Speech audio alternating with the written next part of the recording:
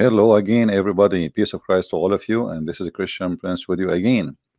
I hope we will have a good time together. And my Skype is open only for Muslims to call me. Please, if you are a Christian, don't call me. I will hang up on you. I will hang up on you. I want Muslims to call me. Um, you see, the topic, and this is my topic, is if Muhammad is a prophet or not.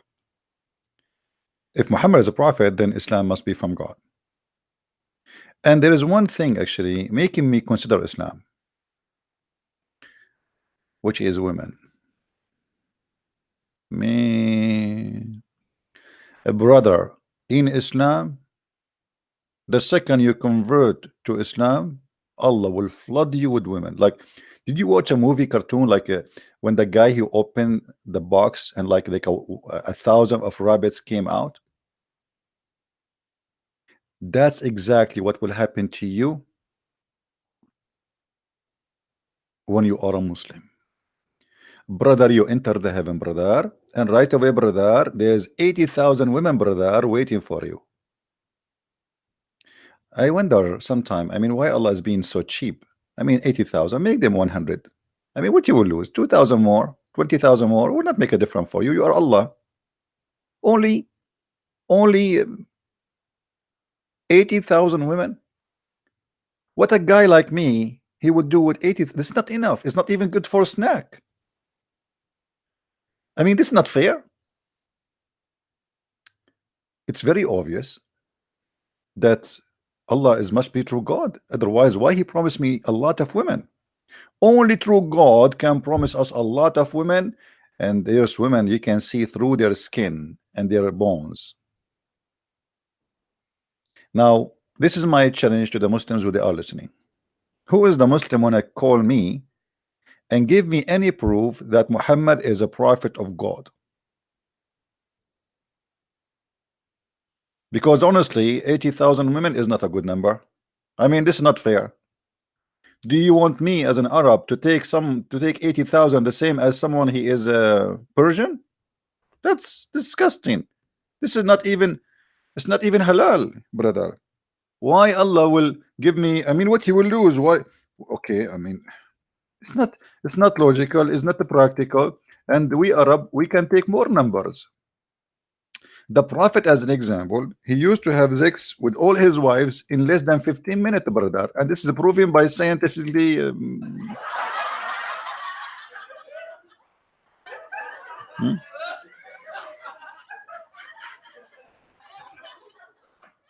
Is that true? The Prophet, he used to do bing bong with all his wives in less than 15 minutes. I mean,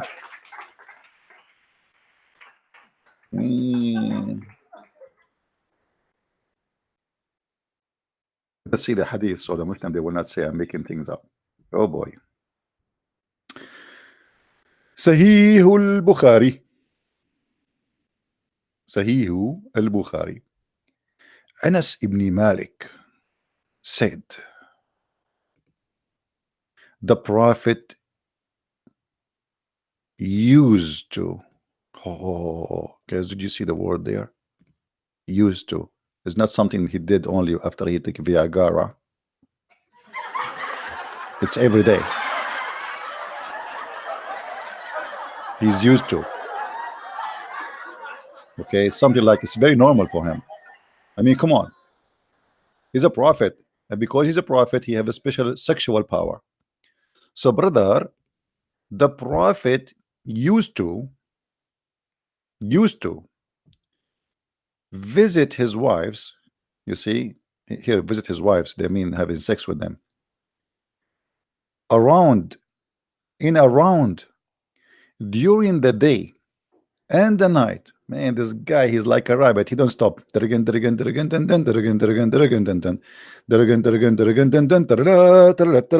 can't stop. Can't stop.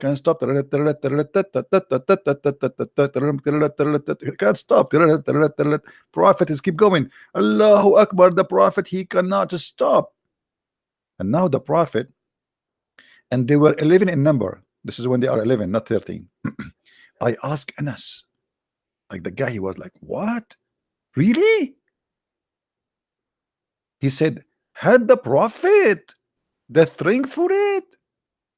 Anas said, we used to say that the Prophet was given the string of 30 men.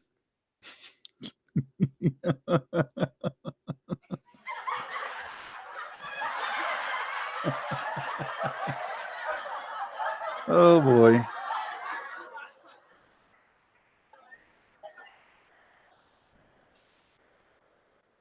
Be honest with yourself. When you go to buy a car, don't you ask them what is the power of the engine, how many horse?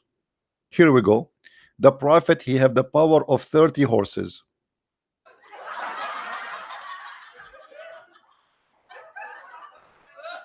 Hmm?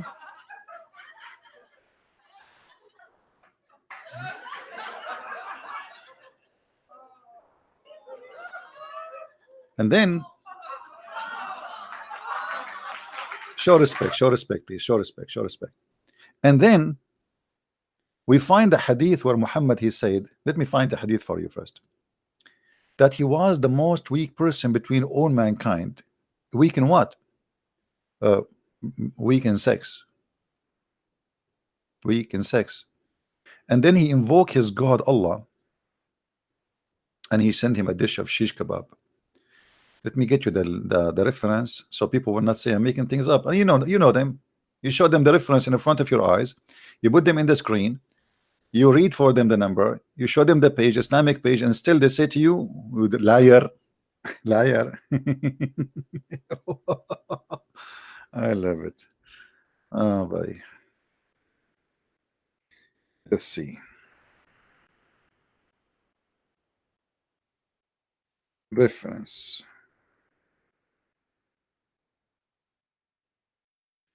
Okay, Al-Kufayt. Hmm.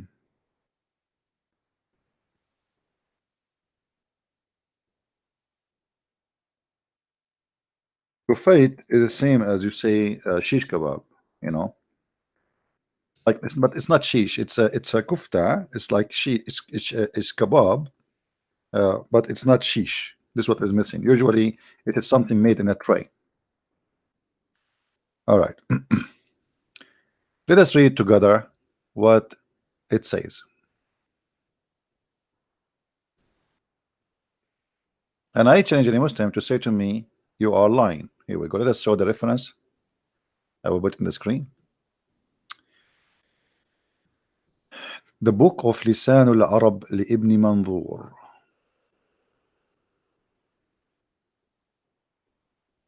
The Prophet. The Prophet said. The Prophet said.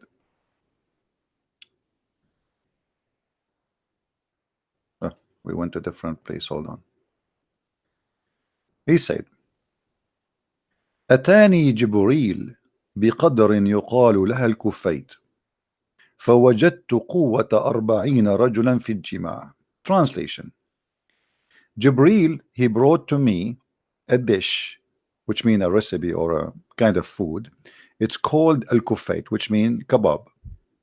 And by eating it, I get the power of 40 men in sex.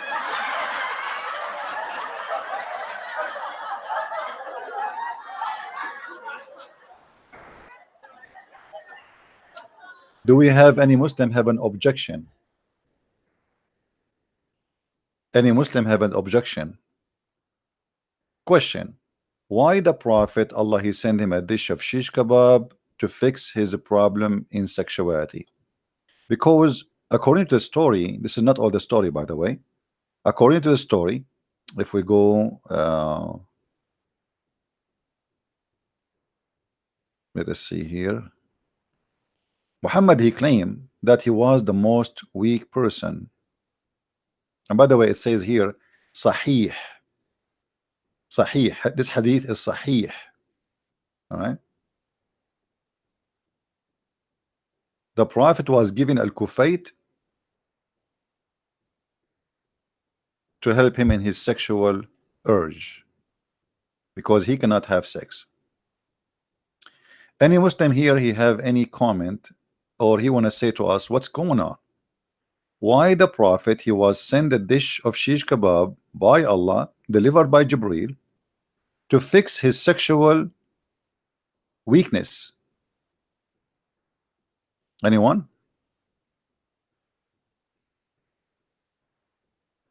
Any Muslim?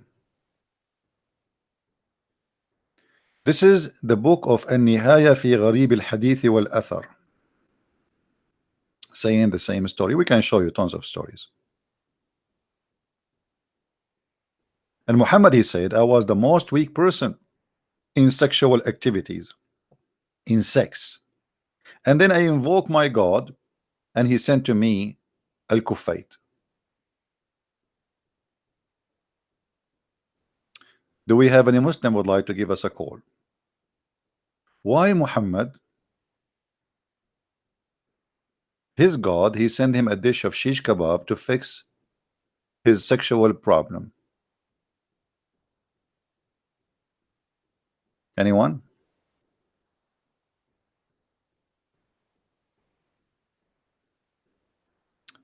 Actually, in different hadith, it says that even his daughter, she ate from it, and obviously she got the power of 40 men too in sex.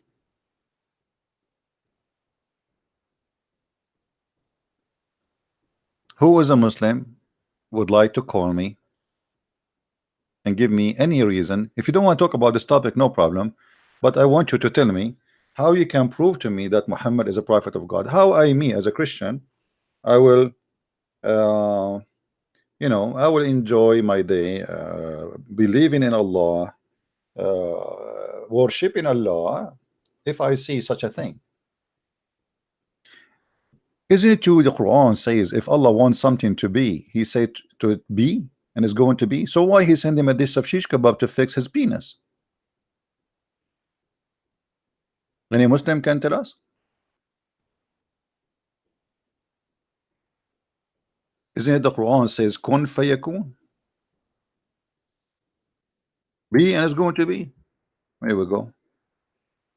In chapter 2, verse number 117, the Quran says, if Allah wants something to happen, he say, be, and it's going to be.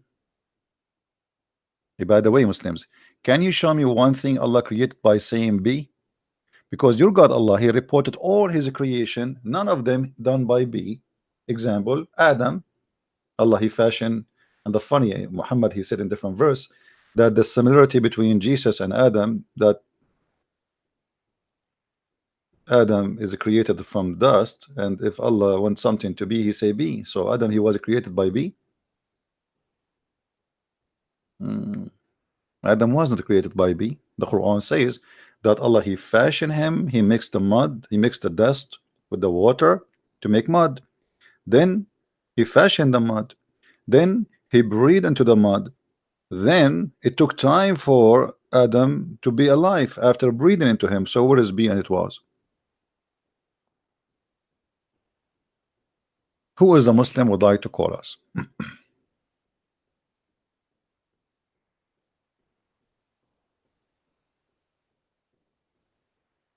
Why God he sent only human being to rely on them to define the message?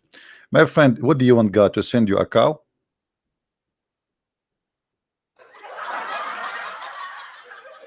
What do you want? I mean,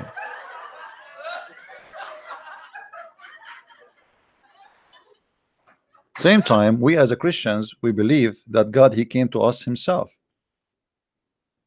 and that was the Messiah.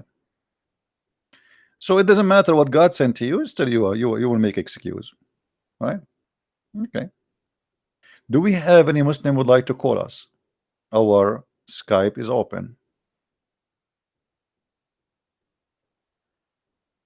Do we have any Muslim would like to call us? Mayday, Mayday. Who is a Muslim wanna call us and tell us one reason to believe in Muhammad to be a prophet of God? Is that because he have a child wife? Is that because he taught you to lie? Is that because he taught you bad manner? Is that because he told you to steal? Is that because he told you that you can even cheat and he did cheat? Is that because he was the best example? He went to his own son wife and he flirted with her and later he slept with her? What is the reason for us to believe in Muhammad to be a prophet of God? Any Muslim? I'm not going to stay today for long, so Muslims, if you want to call me now. I will be here maybe for more, maybe 30 minutes more, because really my eyes hurt. I was studying the Jannah of Allah very much, and a lot of beautiful women there, and they are totally naked.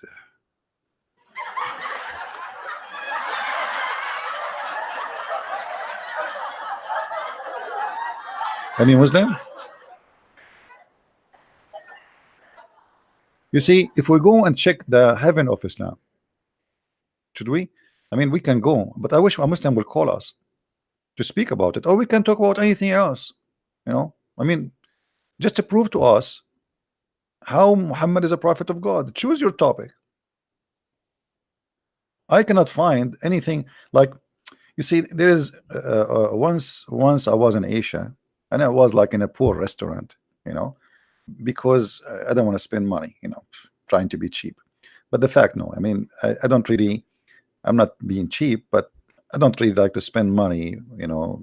My budget is very limited, and I don't care for fancy stuff. So I said to myself, there is a restaurant sound like it's not going to be expensive, and food is food.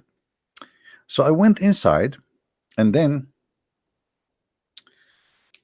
the food was clean. There's nothing wrong with the food. So the food, no problem with it. I check the dishes before I start eating. I check the fork. I check the spoon. This is how you know if the restaurant is. I check around me, the table, etc.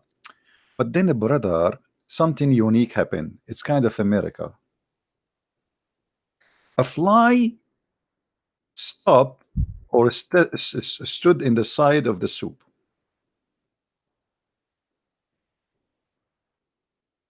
And the fly fell down in the soup. And when this happened, right away, I remember an amazing thing. The prophet, he said. The prophet, he advised us a very scientific advice that if a fly fell down in your soup, dip it, and drink it.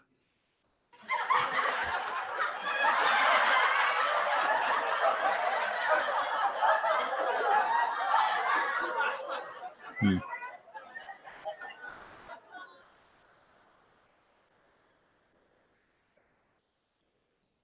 Hmm.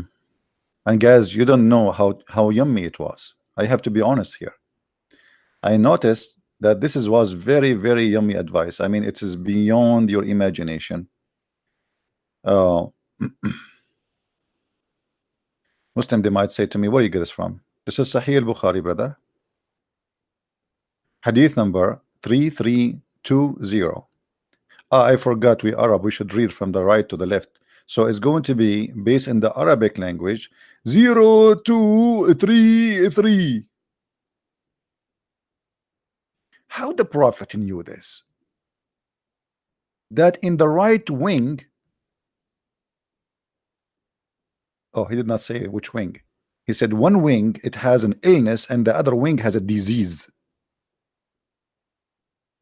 Brother, this is only a story must be coming from a genius.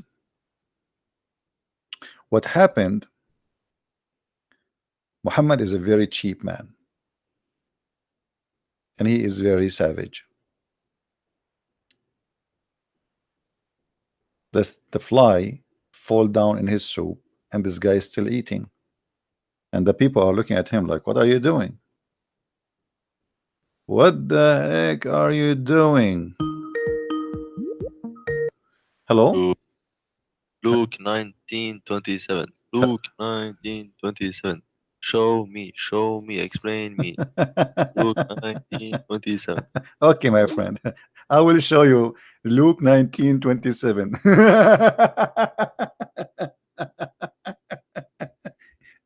I'm telling you, I'm driving the Muslims, Abdul, crazy. Show me Luke 19:27. Show me Luke 19:27. Show me Luke 19:27.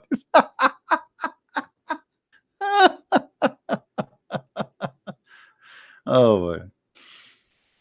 Abdul, you just quote for us a verse, prove that Jesus is God, you idiot. You Muslims, you say, where Jesus says, I am God, worship me. The verse you are quoting for me is about Jesus being God. He will come in the judgment day and he will judge. And he will say, bring my enemies before me. He will say that to who? Let me read for you the verse before it and you will be surprised. I forgot you are Abdul. You did not even read you just get a verse and you are like, okay, let us make fun of the Christians. They say that Jesus teach love. My friend, in the judgment day, there's only punishments for the bad ones. The love is over. Because he gave you love, you return evil. If we go to Luke 19, and I'm very thankful for you, Abdul, for singing, give me Luke 19:27, give me Luke 19:27, give me Luke 9. I think the guy, he go home and he sleep and he's saying, give me Luke 19:27, give me Luke. Let us see what Luke 19 speak of. You will see here the Messiah speaking about him coming back. Amazingly, he is the Lord. So when you say to me, give me Luke, in the same time you don't want to believe in Jesus, ask yourself, Jesus coming in the judgment day, under what authority? He says, bring them. To who? To the angels. Bring them here.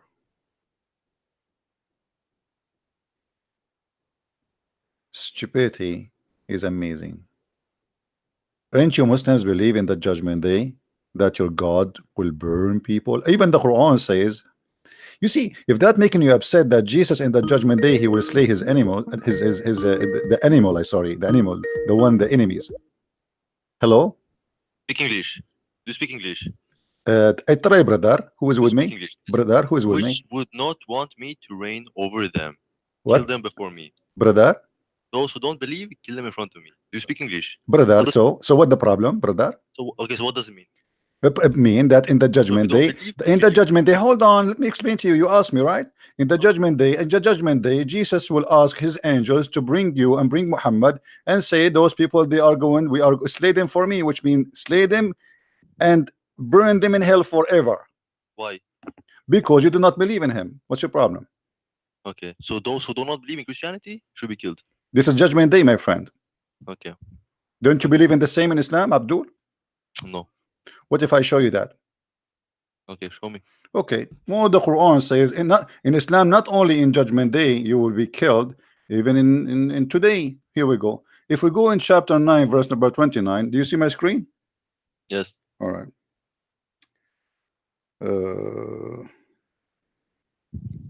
Here we go. Thank you for calling, my friend. No problem. I'm very bored. I go to sleep soon. I want to learn something before I go to sleep. All right. Chapter 9, verse 29. Can you read it for me, please? You read. I am not good in English. You said to me, do you know English? Okay, which chapter, sorry? Chapter 9, verse number 29. And the verse in the front of you on screen, if you can see the screen. It's in Arabic. I don't speak Arabic. I don't speak Arabic too. It's in English. Oh, sorry. Now I see. It's a delay. Yeah. Can you make it? Which one was it? 29. 29. Okay. Fight those who believe not in Allah, nor the last day, nor hold that for which has been. You're moving the mouse. Sorry. Yeah, for which has been forbidden by Allah and His Messenger. Nor acknowledge the religion of truth, even if they are of the people of the book, until they pay the jizya with willing submission, feel themselves subdued. Yes.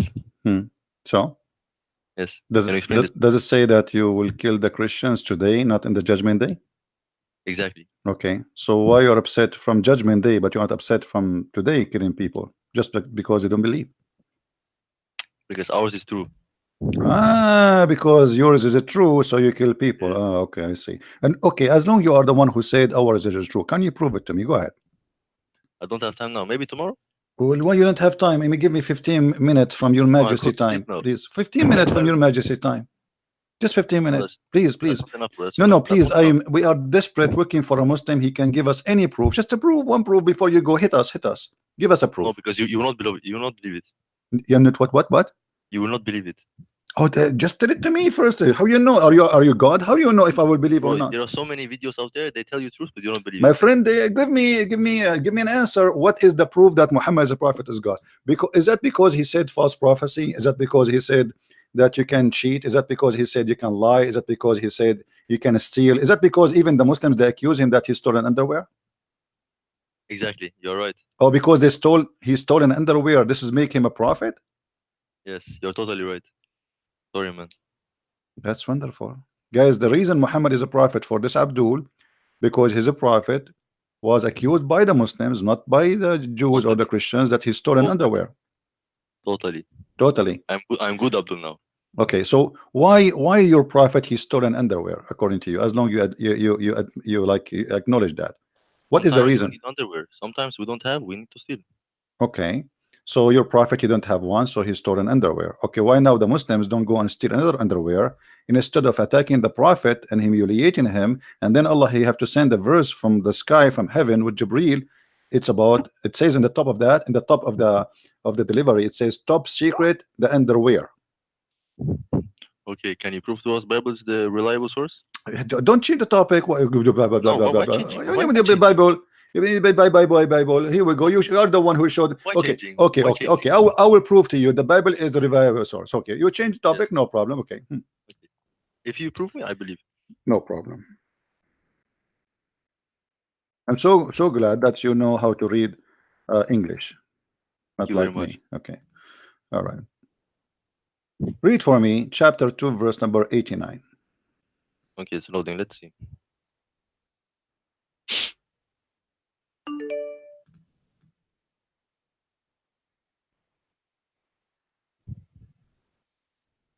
'89, huh?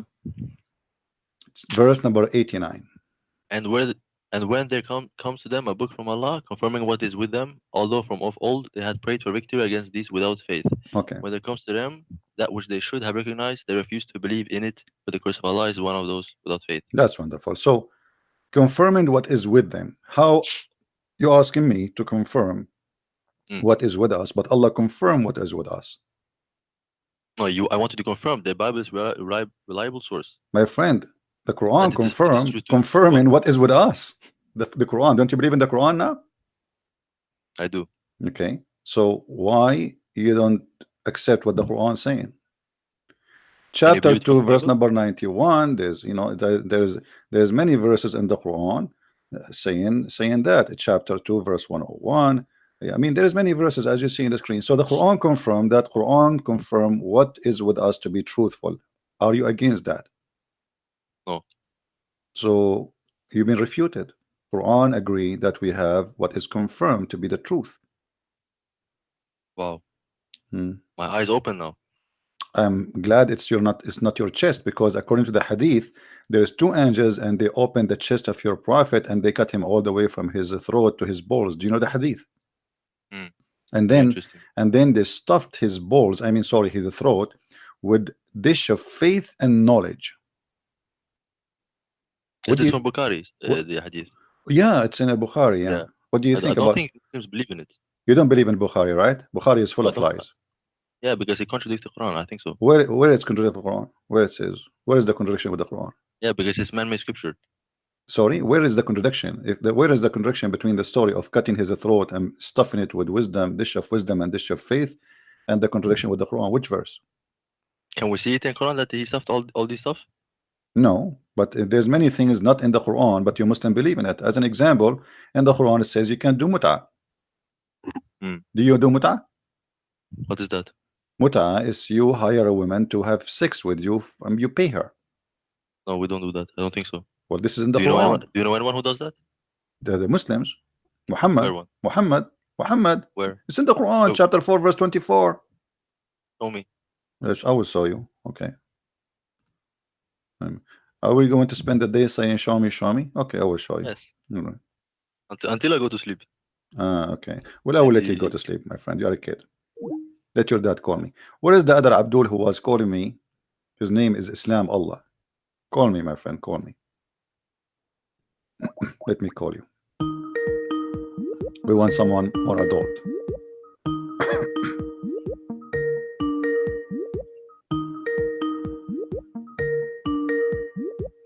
Answer, my friend. You were calling me. Guys, we have only 400 people. How many? 345 people. Look at guys, you don't miss me. Because I'm doing everyday broadcast. You guys, you don't miss me, right? This is why I have 350 now. Okay, I will take a few days off. So you guys miss me. Do you miss me? Do you? Do you? Do you love me? Do you? This song is for the Muslims, not for you Christians. Do you miss me? Do you? Do you? Do you love me? Do you? Do you? Do you hate me? Do you hate me? Do you hate me? Do you? Do? Yes, we do. We hate you very much. We wish we can find you. Who are you? Please tell us the address. Yes, we do. Brother sister, the other person, his name is the Christian Prince, and he is so coward, he don't dare to take his faith in the internet, brother. Ask yourself, if this person is telling the truth, why he don't show his face? Brother, I want to show my face, but I don't have a beard like yours.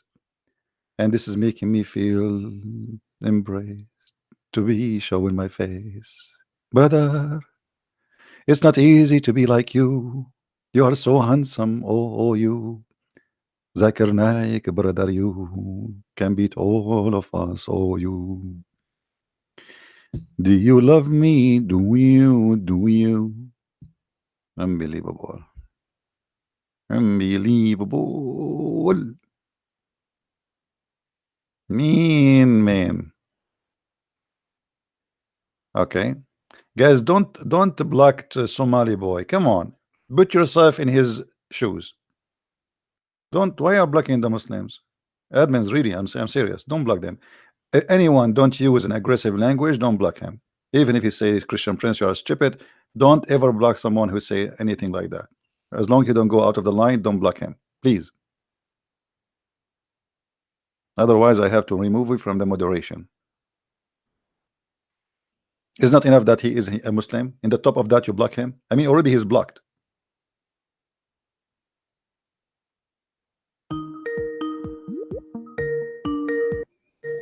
Hello?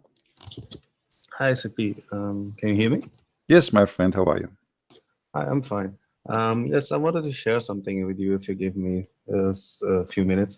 I have to say from the beginning, I'm a Christian. It's just that I wanted to share a verse with you that I don't think that you need help, but when Muslims talk about Paul, I think you should mention a certain verse so that shows why they cannot understand Paul. Okay, go ahead. Maybe I'll show on the screen. It's 2 Peter 3, verse 15 to 16. Okay. So, and that's the reason why they cannot understand what Paul is saying. Because I was asking myself why always the people are attacking Paul. So, and when I read this verse, I understood why. All right. Well,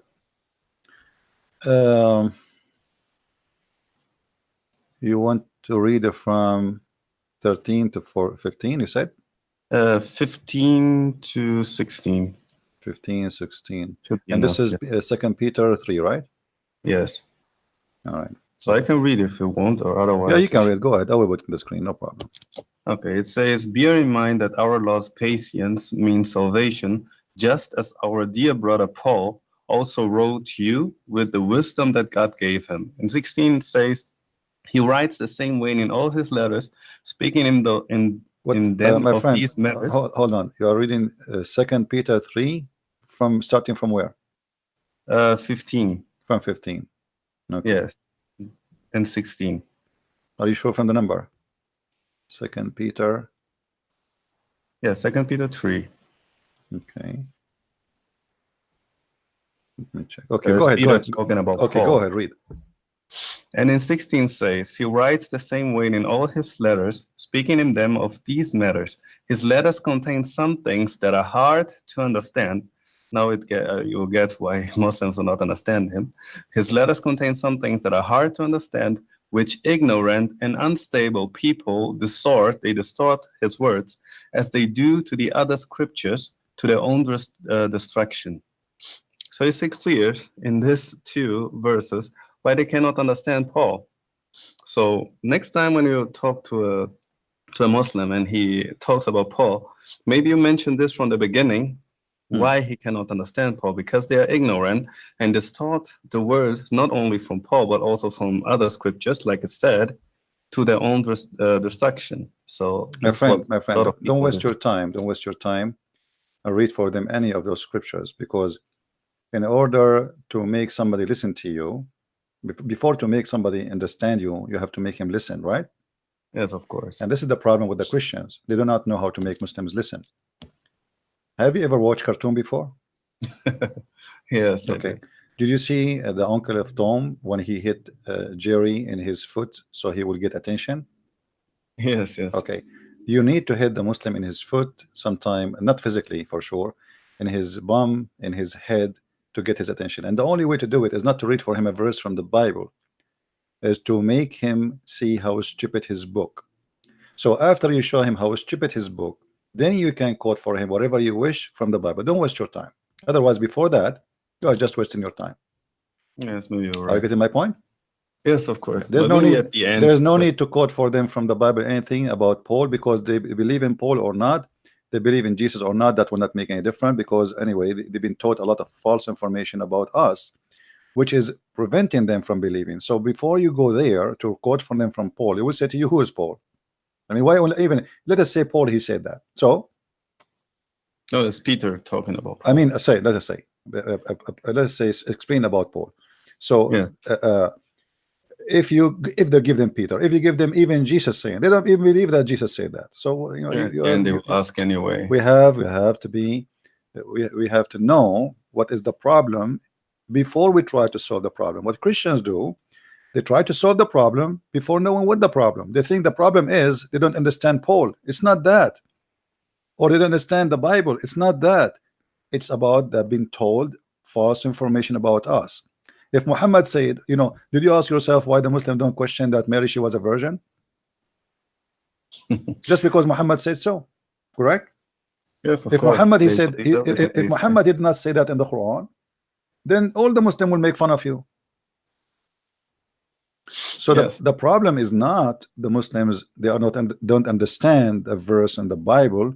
It is them trying to fool themselves, following a false man who came 600 years after Jesus. If you watch a debate between Muhammad Hijab and his nurse Ali Dawa and David Wood, Muhammad Hijab, he said, you know, the book of John came almost 90 years after Jesus. He said that. Okay.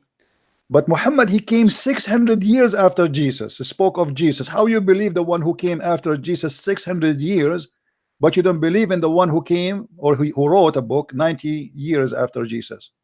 Yes, but they will answer like, yes, but it's not Muhammad talking, it is Allah talking. Well, what is the proof that Allah is even exist?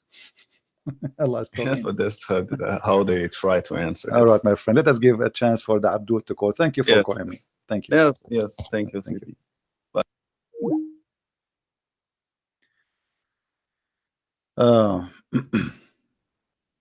Here we go. We are here. We have our broadcast name is 10 reasons is Muhammad is the true prophet of God. But Muslims could not give us one reason until now. Oh, what we have in front of us, something funny, contradictions, lies, jokes, comedy. It's a total comedy. If I go right now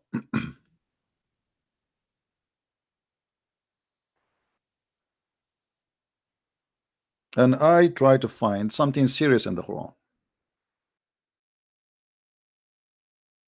who is the one who's talking in the Quran? The Muslim, they would say Allah. Okay, that's mean this must be serious. This is God, supposedly. Correct? The second would say God is talking, it must be serious. Is that serious? Chapter 55, verse, we can read a few verses before and for a few verses after, so the Muslim will not say we are making things up, you know? Is that serious, brother?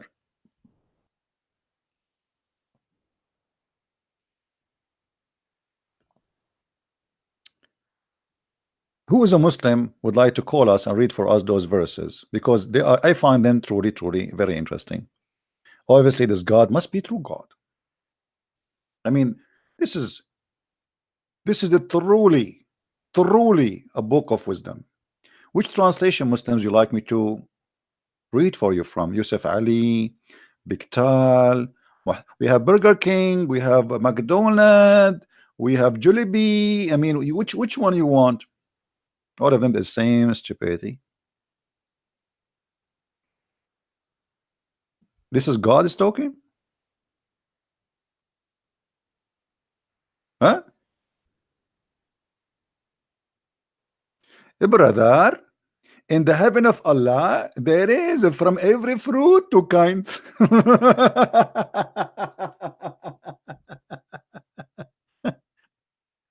Every kind of a fruit in pairs. What does that mean? Hello? Hello? So in the heaven of Allah, brother, we will have two kinds of apple.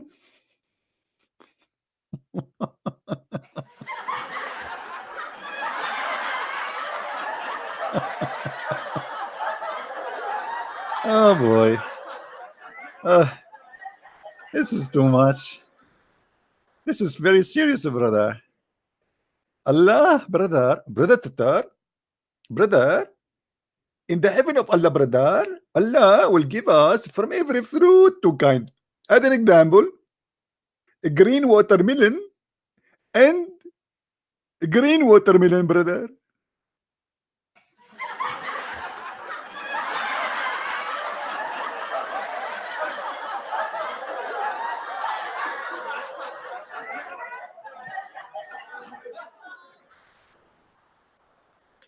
And what make it more stupid, it says here,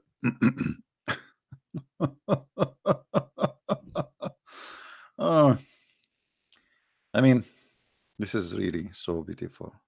We have to admit. We have to admit. Every Muslim brother is a promise in the heaven of Allah, brother, to have two paradise. Two paradise, yes, brother, not one paradise.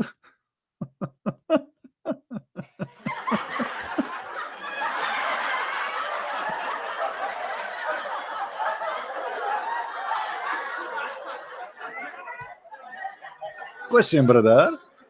If they are one paradise or 10 paradise, what is the difference, brother?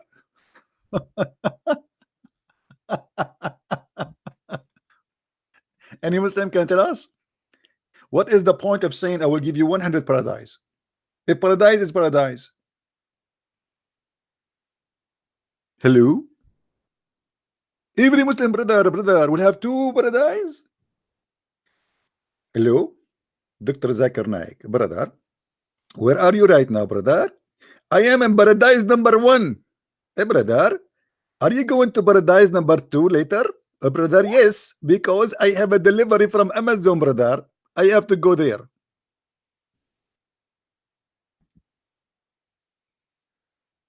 Aaron, I can read your text and I can listen in the same time. I'm multitask person. Unless Allah made me blind, as the Quran said. Brother, read the chat. CP, what is happening in the chat? Let us see. What's happening in the chat? I don't see anything important. If anyone would like to call me, call me. Don't give me, don't text in the chat and make yourself look like a hero. Hello?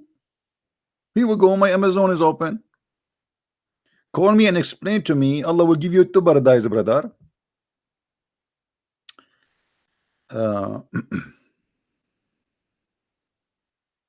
His name is Oshiha Hi.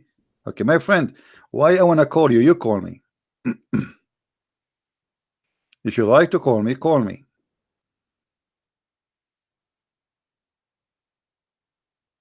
Go ahead. Debate Shamsi. My friend, your friend Shamsi, he changed his name. It is Shamshi. He claimed to be he's a lion, but he cannot find me. What 1-to-1? Are we debating here 10-10? Hello? What a potato, Shamshi. Who is the Muslim he dared to call me? Don't tell me call me. I will not call you. You call me. Any Abdul. You want to talk to me, my friend? Call me. So guys, give him my Skype so he can call. Okay, call me. Don't tell me I dare. I dare to call you. I dare to call you. I dare to call you. I dare to call you. Call me. I dare to call you. I dare to call you. Call me. I dare to call you. Are you going to keep doing this until tomorrow? As long you dare, I dare. By the moon and the star, I do dare. I swear, unbelievable. The logic of Abdul. He dared to call me, but he don't want to call me. Now we continue. You have respect for me, my friend. Don't respect me. Call me. As long as you are a Muslim, call me. No problem. I don't care for respect. I'm not here seeking respect. The first respect you own is respect to yourself, and then respect of people is not really important. What is going on? We will be in paradise with spreading branches? I mean, this is too much. Look like I have a paradise here. In the front of my window, we have a spreading branches already. Look like we are there.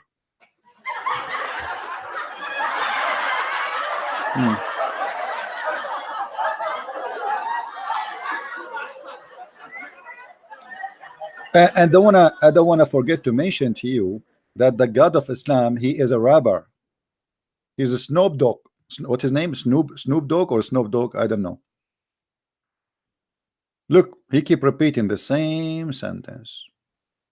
Then in which of the blessing of your Lord you will deny? Then in what no you will deny?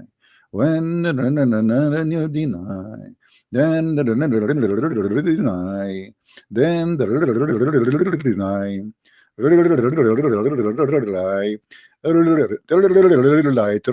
Lambo. I used to watch Tom and Jerry before. Light, Lambo. What is that? This is God talking? This is God talking. He keeps saying the same sentence. Once after once after once. Lambo. Light. Point. Anyone remember Tom and Jerry, guys? When the uncle of the mice came from Mexico and he was playing guitar, and then each time the guitar lose a line, he steal from the cat mustache. Lambo. What is that? This is God talking. He have nothing to say except repeating the same word, the same sentence, exactly word by word, all over. What the point? What the point?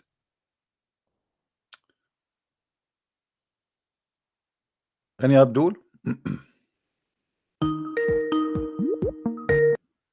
Hello.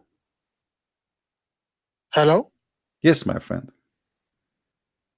Hi, Christian. This is I'm not a Muslim. I'm a Christian. I just had a couple of questions to ask about. Okay. So Muhammad be racist to black people. Oh, Muhammad, as a prophet you know, my of friend God. Muhammad, he liked black people very much. This is why he forbid them from entering heaven. Not only that, Muhammad, he claimed that in order to enter heaven, there is a video, by the way, guys, you can go and search it. There's a video made by the D show, and they have an imam from he have a PhD from Azhar University. By the way, when we say a PhD, people think this is somebody is educated. PhD is a piece of paper, does not really mean too much unless you prove your knowledge. So this guy in the video, he explained to you what will happen in when you enter heaven. Before you enter heaven, Allah will give you, the angels will give you a drink. There's two kinds of water. One water will make you cleaner from your guilt and will make you so white. And the other water, which means you will have diarrhea and you will be white.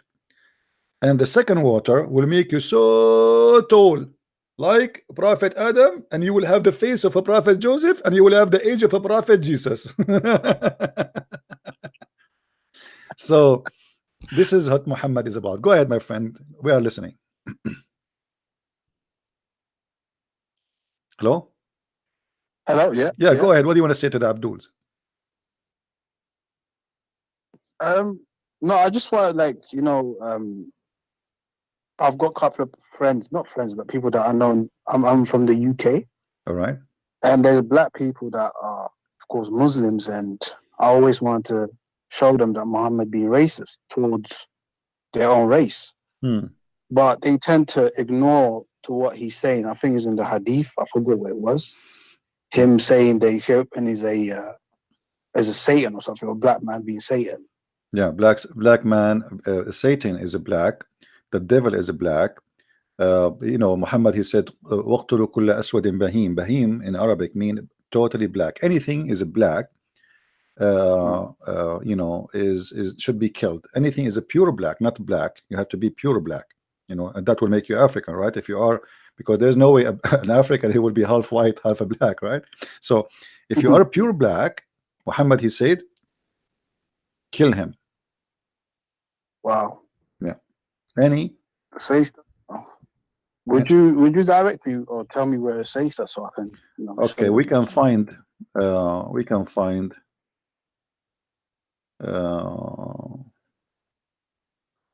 some, let us see. Yeah. I'm changing my topic, by the way. I know, I'm sorry. But it's okay. I pray to Allah for forgive you. All right. You see here, the word Bahim, if you read with me here, the word Bahim. Yeah. And I will try to find you the other hadith where I speak to kill anything is just Bahim. Here is speaking about the dog. But you will see here, says the Prophet, the messenger, he said, if we're not the dogs, we're part of a nation among the nation, Muhammad, he think they are a nation, then I would order to kill them, or that all of them to be killed. So kill of them the one which is all black. This is what Bahim is. All right, all black. And in Arabic here the word is mentioned is Bahim. So call al Bahim, you see it here in Arabic. So kill all the dogs. No, the black dog who is totally black is the one should be killed. And here it's a very clear evident that Muhammad, he consider anyone, anything, any animal, any creature being a pure black is the devil. You see, in different hadith, Muhammad, he says, I asked the Messenger of Allah, SAW Mercedes-Benz, what the all black dog? He said, it is the devil. Do you see the screen? Yeah, I do. Yeah, I see it. Yeah. All right. So the second you are all black, you are labeled as a devil just for being totally black. So Muslims, if they have a black horse, totally black, which means there's no other color in him, they will kill him. Black cat, they will kill her. Black dog, they will kill him. Black bird, they will kill him. Anything is totally black is a target to be killed, for it is the devil. Now I challenge any Muslim to tell me what is the logic of that, unless you are being racist. What is making that animal an enemy to Islam? The color, correct? Is not that this animal is doing anything bad. It's just because he said kill the black dog, not the one who bite you. That's crazy. Yeah. Thank you, my friend, for calling. Let's see, maybe we can get some Abdul to call us. I appreciate your call. Yes. God bless. Okay, thank you. Take care. Bye. Do we have any Muslim wanna call us? Hello? Why we have only 428 people? Guys, I think you don't miss me because I did too much broadcast, so now you are not interested. Is that the case? Okay, I'm going to bring more Muslims to watch me, to join us in the conversation. Let me do it. Here we go. This is the solution. I have a solution in front of me. Huh. You think I do not know what make Muslims believe and listen? Here we go. Man, oh man, one of the versions of the heaven of Allah. But the problem, she did not lose her color yet, because Muhammad, he said she is so white to the point we can see her bones. Now you will see how many Muslims will join the conversation, and they will be so all over. Here we go. We got you what you like. What do you want more? I am Allah, worship me. Hello? Hello? Hello? I mean, God, in order to prove to us that he is God, he have to promise us women they are so white to the point we can see their bones and the marrow of their bones. God cannot be God if you don't do that. I mean, imagine God, he will take me to heaven and there is no zigs. And not only no zigs, no, a lot of women. Brother, that doesn't make sense, brother. Sometime I wonder if Muhammad was a student of the love guru.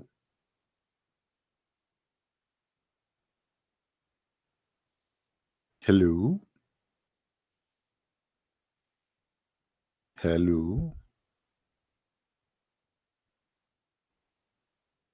Look, the numbers of Muslims is increasing. Look, now we have 1 million viewer, 2 million viewer, 5, we have 7 million viewer. Brother, the number is going so crazy just because we put white women in the screen for the Abdul. Unbelievable. Do we have the Muslim? Anyway, I wasn't really planning to stay for long, you know. I want you guys to watch the videos I made previously. I made 2 videos already, correct? Don't forget, please, to watch them. And the purpose of our videos, I'm making short videos because it's easier to share, right? It's easier to learn from it, and it's easier to use and download. So we will make like a snack videos during the day, but still we will keep yes, my friend, you can call, no problem. Still you can, you know, we will do our live broadcast where we will, even the other ones are live anyway, but I'm saying the long ones, they will be separated from the short ones. I like to do the short one because they will help you improving a point somewhere, somehow, when you need it. Hello? Good evening, CB. Good evening. Long time no hear. Hope you're fine. You know, long time no here. I mean, how truthful that is. Isn't you hearing me now in YouTube? I get you busted. I get you busted. Well, I wanted to ask you a question because I've been digging into doing what you do when I debate with the Muslims, right? All right. Trying to get them cornered, trying to bring them their own scriptures that they want to debate. What I need your advice about is, for instance, this morning I had a guy who said that I was lying when I said that he cannot have a Christian as a friend or a Jew. And he said, no, that's not true. And I told him, showed him where the hadith was. The Quran. And he said, that's not true. That's not true. You don't understand. You don't understand Islam. And I said, so basically you're denying what Muhammad teaches you. He said, yes, okay, maybe I'm doing that. Then you're not a Muslim. And then he started wanting to talking about Jesus. I said, no, you have to answer me. Are you denying what Muhammad teach? Okay. And then he was back again, jumping around all over the place like a firecracker and telling me that I don't know what it is. And then he said, well, it's because you do not understand basic Islam. And I said, can you just for 1 second read what it is you said? You said you're denying what Muhammad said, that means you cannot be a Muslim. Have you any suggestion what to do in that situation? No, you know, when a person he go in denial, he decide not to say the truth. What he can do about it? I mean, that's it. The guy he decide he will not believe. He will make excuses. That's it. I mean, he is playing games. But this is good thing because obviously he is feeling ashamed of his book, and this is why he reached the point of denial. Yesterday, I have a person who called me and he said the same. He don't believe that Allah is the one who made that mistake. Obviously, it's somebody else. When we showed him that Allah, he said that women they have sperm coming from the ribs. So I did not continue talking to him because now he reached the point where he noticed that Islam is stupid. But he is in the point of denial because this is very normal. You know, imagine I'm showing you how stupid what you believe in. You are worshiping a God for all your life, and suddenly you notice that he is crazy God. So what you will do right away, you switch the mood of defense and you go in denial. You say you don't understand, but he cannot explain to you what you don't understand. He cannot tell you what's wrong. You cannot go engage in explanation of something you just gave him because simply he do not know what to say. So right away he switched to speak about Jesus, maybe Bible, maybe Trinity, maybe right away. This is why the Muslims, when they call, you will notice a Muslim, I'm talking about tomato, he want to debate me about the Trinity. All of them, they want to debate about Trinity because they think that this is the only topic Islam can stand for, but even that one does not make sense and Muslims cannot prove it. Muhammad was not a person who worshiped one God, obviously, even though the Quran says you worship Allah, but Muhammad, he kisses stones. Muhammad, he ordered Muslims to bow down in front of a stone. Muhammad, in the satanic verses, which is approved by Muslim books, he asked the Muslim to intercede using the three daughters of Allah, Allat, Al-Uzza, and Manat. Muhammad, he have no problem to consider that touching stones is going to erase your sin. So a person who believes in God and God is the only one who can forgive sin, then how Muhammad say if you touch black stone and the Yemeni corner will forgive your sin? So in order to be a person who is believing in oneness of God, you have to be consistent with that belief. And consistent mean that you cannot say if I touch a stone or I kiss a stone that will forgive my sin. You cannot say that touching a stone or kissing a stone is part of my act of worship because this is idol. You know, this is what idol worshippers do. Yeah. So Muslims, they think that they have one God to worship, but the second we start to question the nature of this God, we find it's funny, very stupid. As an example, the Muslim, they refuse Jesus to be God because he's a man. But if you go and check the hadith and the description of Muhammad about Allah, even the Quran, Quran says Allah have a shin, you will find that Allah is a physical being, he have no spirit and he is not a spirit, and he have two hands in the right side, he have a foot, he have a shin, he have a face. So who is Allah? They said we do not know. All what we know that Allah is have hands, Allah have 5 fingers, Allah have a foot, Allah have a shin, Allah is a physical being. But Allah is not like anything. But my friend, I am not like anything too. According to even science, every individual of us, nothing like him. Even snow, the snow, when it starts snowing around you, according to science, every flicker of snow is not like the other one. Not even one of them is exactly the same. Imagine. So does that mean the snow is God? So Muhammad, he copied things from the Old Testament, nothing like God. So okay, now the Muslim, you asked him how Allah have what do you mean Allah have a shin? Why Allah have a foot? Okay, Allah have a foot to do what with it? To put it over the fire. To put it over fire or to play football or European football. So when you say to me that your God have a foot, you need to explain to me, and you need to okay, Jesus came to us as a man because he was between the mankind, so he's, you know, he looked like them, he merged between them, he talked to them as a man, he appeared to them as a man. But Allah have a shin to do what with it? He have a foot to do what? Why he have 5 fingers? What Allah will do with the hands? I mean, if Allah, he can say he can do everything by saying be, why he need the hand? The hand is something to do an action, you know. The hand in Islam is not a metaphorical thing, it is a physical thing. And because of that, then we have to admit that Allah is and the Muslims admit, actually nobody deny that Allah is a physical being, but all what they say, he is not like other physical being. And the second you say that Allah is a physical being, then Allah have to occupy a space, correct? Yeah. Because if I am 4 meter tall. By the way, I'm not 4 meter, I'm 5. I am 5 meter tall. Okay, that means I occupy a space of 5 meters. So Allah is contained inside a space, but the Muslim, they say to us, Allah cannot be inside his creation.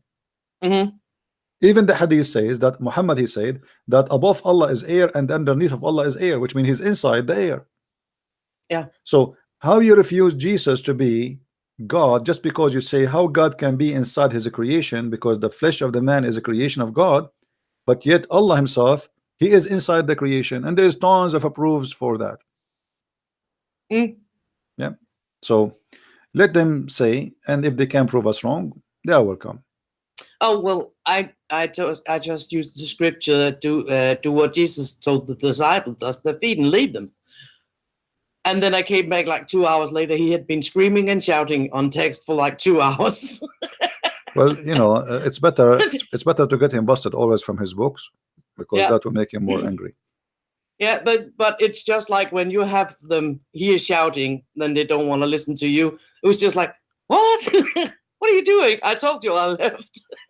Yeah. And he kept shouting and screaming and wanted me to come back, and I had closed the conversation like you do when you put on the phone.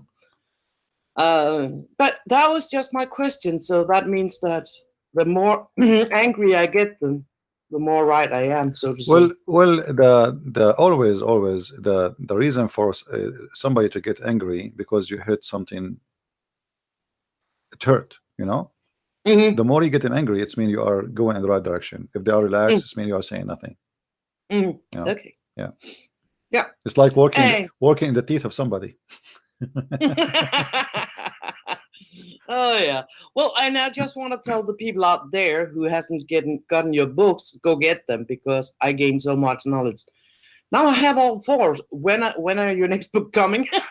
Actually, because of what I'm doing too much podcast. I did not do any work in my books for some time now. I better go back again and do more work in my books. I will.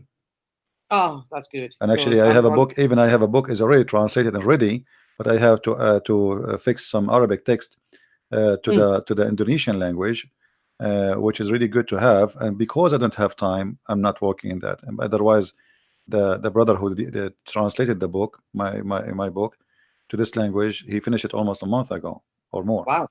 Yeah, but because I have no time, as you see, you know, as you see. Yeah, well, but you do your service anytime, anywhere, so that's also okay. It's the same. It's the same. I mean, at the end of the day, it's about what we do. As long as we are not wasting our time, all is good. God is good. Yeah. Yeah. Well, thank you. That was all from the Scandinavian part. Yeah. All right. Thank you. Thank you, my dear sister. Take care. Bye bye. Bye-bye. Take care. Take Bye. care. Take care. All right.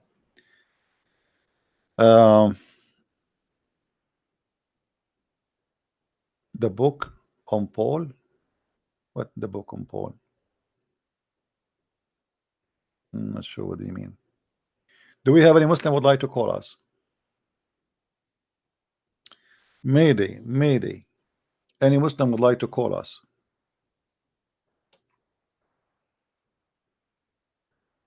Okay, Salada. If you speak Croatian, text me in Skype so we can see how you can translate. Anyone can translate. You can text me and see what you can do. But remember, translation is not easy. You might volunteer now and later you say, oh, this is too much. If you cannot handle it, don't promise something you cannot do. You know what I mean? Because this need a lot of patience. Like the brother who did challenge, he did the translation for the German book. He did a lot of work, a lot of patience. But he is a person who made a promise and he keeps his promise. Wonderful person. Same as the one who did the French. Same as the one who did the Dutch language. You know, like Swedish. It need patience. It's not something easy.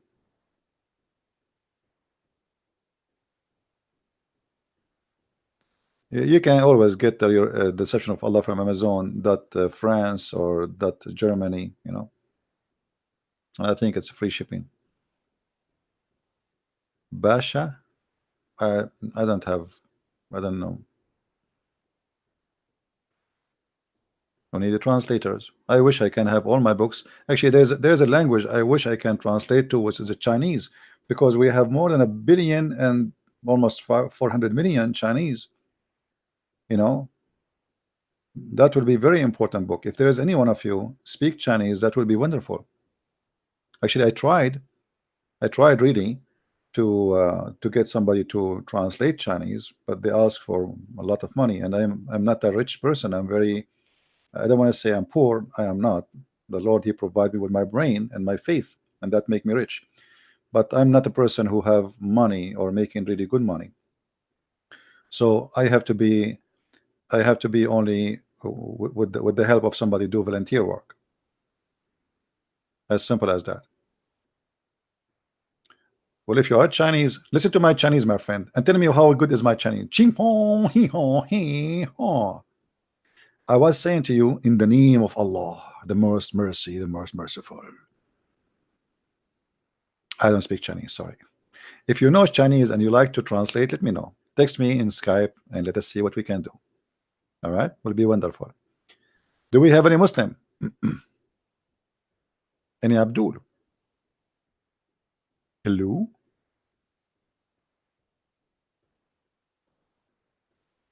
Oh, I was in China. You know, I did go to China. You know that, right? I went to China. I went to Philippines. I went to Thailand. I went to Korea.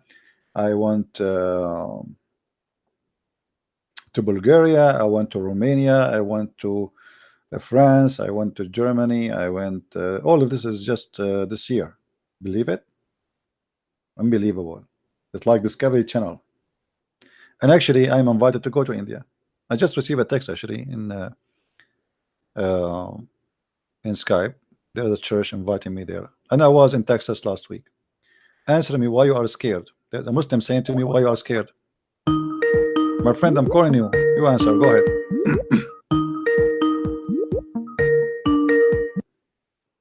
Hello? Hello? Hello. Yes, my friend. You try to call me and you are saying to me, I am scared, right? Shamsi wants to debate you. Why are you scared? Samsi? Who is Samsi? No. Don't be funny. Answer the question. My friend, I made a video challenging Samsi to name his day and to name his time to debate me, and the coward, he said he will not debate me. Where? It's Not in behind the it's in computer. YouTube. Go and watch it. Not behind the computer. He wants face to face. Not Like on men, like lions. my friend. I debate always. Like lions. Hold on. He's a lion. Don't be a fool. Did you see him? Did you see him running from Jacob? Jacob, he chased him in the corner in the speaking corner. Do you know Jacob, brother Jacob? He chased him, and Shamsi he run like a cat from place to place, and Jacob go after him. Hey, Shamsi, where you go, Shamsi? Shamsi, I want to talk to you, Shamsi. And he go, Abdul. The one is hiding is Allah and your prophet. It's your prophet. It's your prophet is a coward. It's your prophet, the coward who ran away and he hid between the Jews in the city of Yisrael. Is that correct? No. He's a warrior. You're a woman. He's a warrior. Since when? The coward. When he was without men, he was a potato. Even a man. Do you want me to show you that a man, he asked him to sleep with his wife, and Muhammad did not dare to say to him, shame on you? People want the. Do you believe it that Muhammad, a man, he said to him in his presence, in front of his wife, I want to sleep with Aisha, and Muhammad the coward, he hung up. Samsi. Brother, if your brother Samsi is sure from crushing me, he will be so happy to call me, because who care how you crush me? Isn't he a lion? Wow. Your Shamsi is not a lion. He's a cow.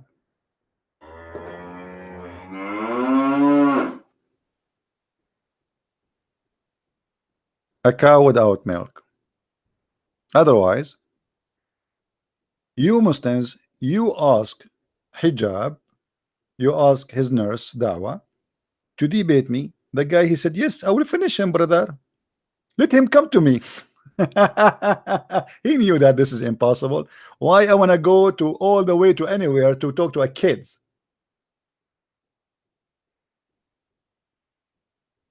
Right? Let him come to me. What does that mean? Same as Zakir Naik, the potato. We challenged him for debate. He asked me to bring 2,000 people with me. Not only to come, this guy, he had 2,000 people more. Yeah, they are kids. You see, if you watch the debate between David Wood and this kid, Hijab, you will see how stupid Hijab was. He's just a kid. He started even singing. You believe it? This is official debate. We're not like having fun in the internet. Official debate on the stage, and he never answered any of the questions David Wood he gave him. You see, I don't agree with many things David Wood when he do debate. You see, but David Wood is doing his part. He did his part. Actually, he hit him with a very tough questions. How Hijab he avoid the questions? He did not answer. Like as an example, when David Wood he says, "You Muslims, when Muhammad he spit, you go and you collect his spit and you wipe it over your face." How Hijab he answered, he said, if everybody spit, hold on, if everybody spit, that's making God. Here we go, I'm spitting. What is the answer? This is the most silly, comedy, stupid answer. The guy, he just accused you that you are collecting the spit of your prophet and wiping it over your face, and he have the reference, he have the proof. And you say to him, if he's spitting making me God, I will spit. Stupid. This is not even a child. It's not like even 9 years old talking. Answer him. Why you are collecting the spit of your prophet and wiping it over your face? If he is not your God, if he is just a man, if he is just a prophet. You know what I mean?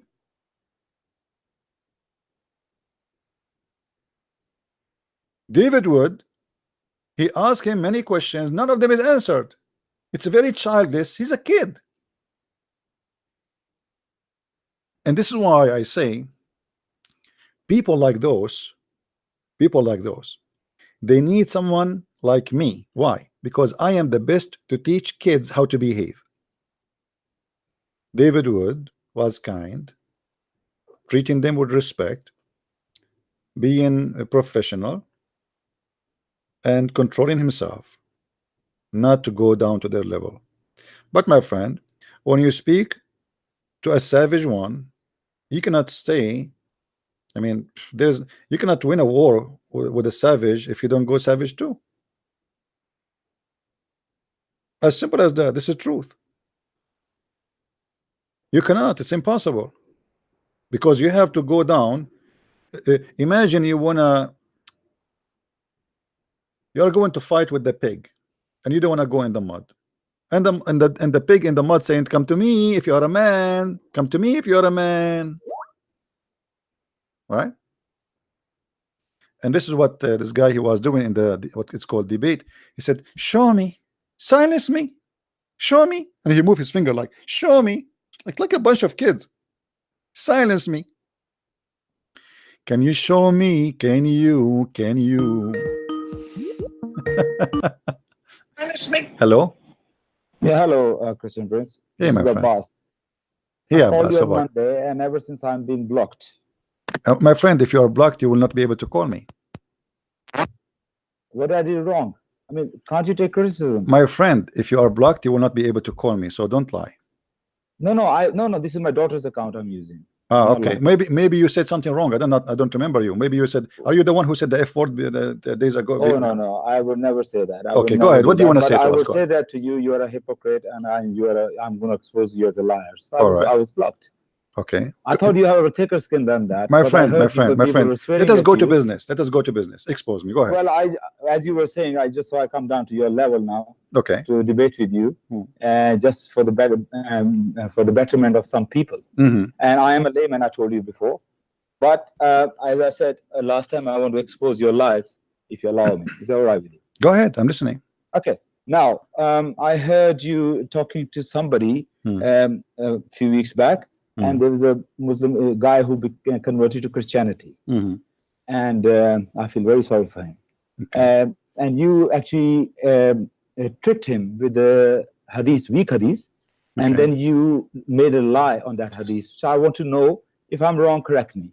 The hadith is regarding 72 companions you're going to have when you're going to paradise, and you're going to have eternal, what do you call it?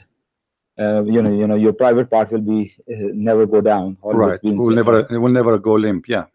That's right. That's that's a weak hadith in Ibn Majah. You know that. Okay. Do you know that weak hadith is accepted? Yes or no? Not always. No. If weak is backed by authentic, yes. Weak by itself is you can. How it can be weak and it's backed by authentic? Because if it's backed by authentic, then we have the authentic. We do not need the weak.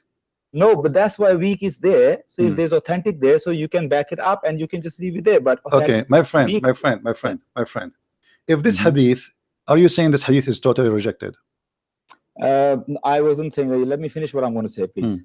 Let's say for the sake of argument, this hadith is authentic.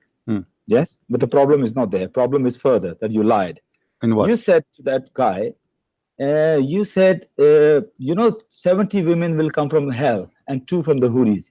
He said, yes. You said, do you know what kind of a women go to hell? And he said, very bad women. And then you say, no, prostitutes are in hell.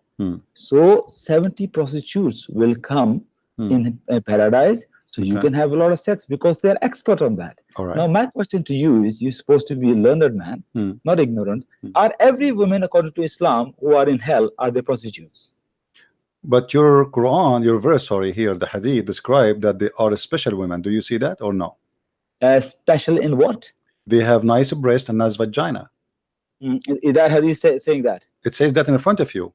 Whom will have desirable front passages.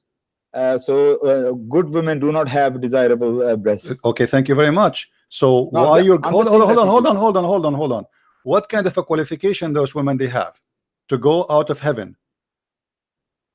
What do you mean go out? Did your prophet mention that those are women who they are good? Obviously they are in hell. They are in hell for what reason? They are in hell for what reason? No, you say go out of heaven. What do you mean? My friend, go out of hell to heaven. What is the qualification made them go out of hell to go to heaven? What are the qualifications? Let's teach us then. What was the qualification? They were in hell. Well, here we go. You see, the same qualification. Obviously, the one who take them to hell is the same qualification taking them from heaven, from hell. Because if your prophet described that those women, nothing about them is good, except they have a nice breast and nice vagina, then that is mean this is what they have in earth, and this is what they were using. Otherwise, explain to me. It could prove me wrong. Prove me wrong that those women are good women. Prove to me that they are good women. No. Listen, CP, you can't play these games with me. You know what? I am a layman, but I'm from Speaker's Corner as well. A real layman. And you asking for these guys, Shamsi and Hijab, who can really can crush you in minutes. But if you're controlling it, of course they can't. Like you're controlling everybody. And this is a silly argument. You cannot do that to me.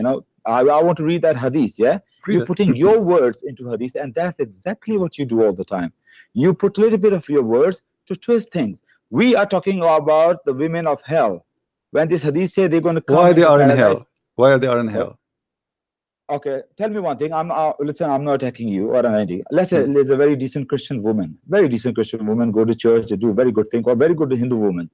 If that woman is a very good Hindu woman, very pious Hindu woman, according to Islam, she's going to go hell. You agree? No. A good pious Hindu woman, according to Islam, is not going to go hell. Proof. Give me a proof. Show me a proof. Well, you mentioned the Christian too, because the Christian, according to your prophet, and Hindu, I say Hindu as well. Your prophet, he lied. Once he said that the Christians and the Jews and the Sabian, who they are the same as other religion, worship stars, they will go to heaven.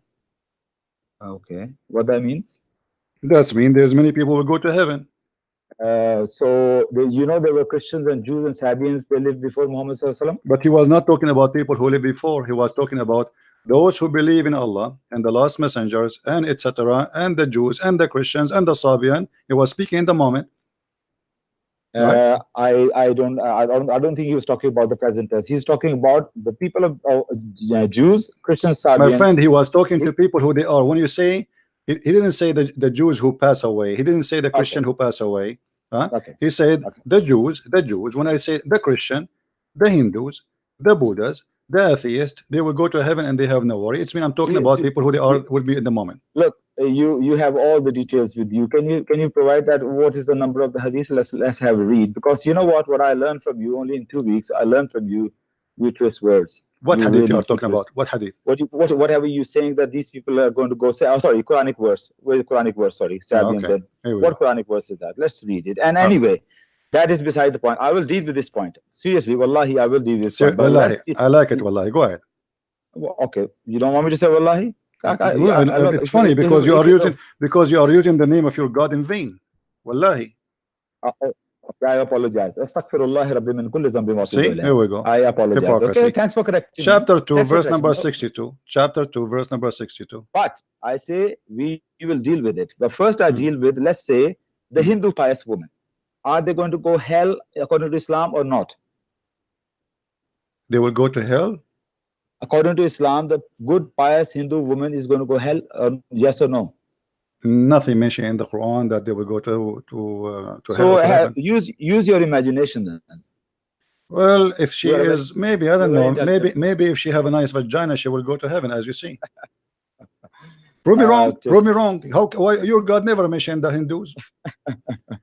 Did your God Allah mention? Did your God Allah mention the Hindus or the Buddhas? Guys, okay, I'm going to speak on your behalf. Guys, you guys know that he's busted. That's why you couldn't answer that. Anyway. You answer it. Prove it to me. Here we go. Get me busted. Where in the Quran your God Allah spoke against the Hindus and the Buddhas? Some things are so obvious that. What do you mean so obvious? Why Muhammad? Why Muhammad? He think the whole world is Jews and Christians. Okay. Why Muhammad? He think. Why Muhammad? He think all the world is Jews and Christians, or they are the same as Quraysh. Quran doesn't even mention the Scientologist people where they're going to go. So why he did not mention? Why he did not mention?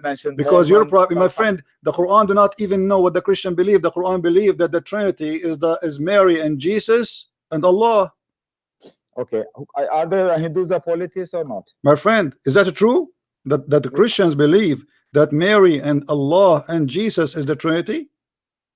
Where did the Quran says that that's the Trinity? Where the Quran says. Yeah, this is the Trinity. I know what verse you're using. I think you say chapter 5, verse 171. Okay, yes? my friend. Yes. Show me the verse in the Quran speaking about the Trinity the correct way. Quran mentioning Trinity the correct way. Why Quran has to mention it? Because the Quran is mentioned the Trinity already. Where is it? The word Trinity mentioned. Yes, Salasa. But where the Quran says that Mary, Jesus, and God is a Trinity. So are you saying to me that the Quran never say that? Quran never defines Trinity as you are saying it. Mary, Jesus, and God is Trinity. Quran never say that. Read the verse. I'm here. Bust me. Okay, here we go. Yeah, read the verse. وإذ قال الله يا عيسى ابن مريم أنت قلت للناس اتخذوني وأمي إلهين من دون الله. Chapter 5 verse 116. Chapter 5 verse 116. 1 second. Sorry, I thought it was chapter 4. 116. Let's read it. So you read in Arabic. Okay, for the benefit of people, can I read in English? Sure. And imagine when thereafter Allah will say, Jesus, son of Mary, peace be upon them, did you say to people, take me and my mother for gods beside Allah? Where does it say Trinity? Okay, let us see, guys. He did not see it yet. It says, no, I did. It says, okay, it says, take me, Jesus, this is one. Yeah. And then take Mary, this is second. And then beside Allah, this is the third. Yeah. So that's 3. No, hang on a minute. When God says some people are believing in 3 gods or 4 gods, my friend, you said to me, where in the Quran it says, and get me busted, right? You are the one who said that to me. It says in front of you, that he is saying to Jesus, did you say to worship me and my mother beside me? Which means we have 3 to worship now. So Allah is a questioning what here? Is a questioning the Trinity, and you got busted, my friend. So well, in your view, but you think this is your implication. Explain to me. Beside me. So beside who? They are worshiping 2. They are worshiping 2 beside Allah. Who is the 2? Mary and Jesus. Give me a chance. Okay. Okay. So you are denying that there are people never worship Mary.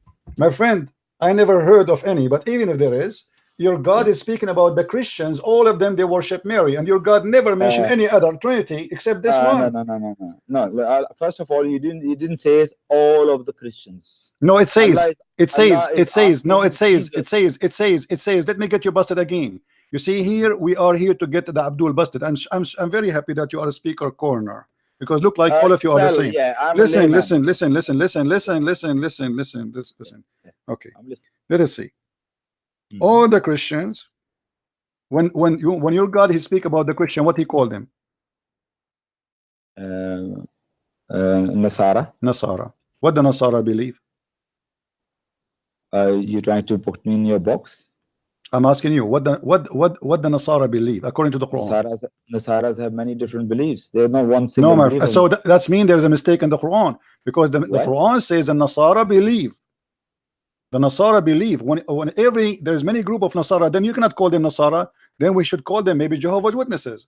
Maybe we should call them Mormon. As long you call them Nasara, my friend, all of those. You see, this is your problem in your religion.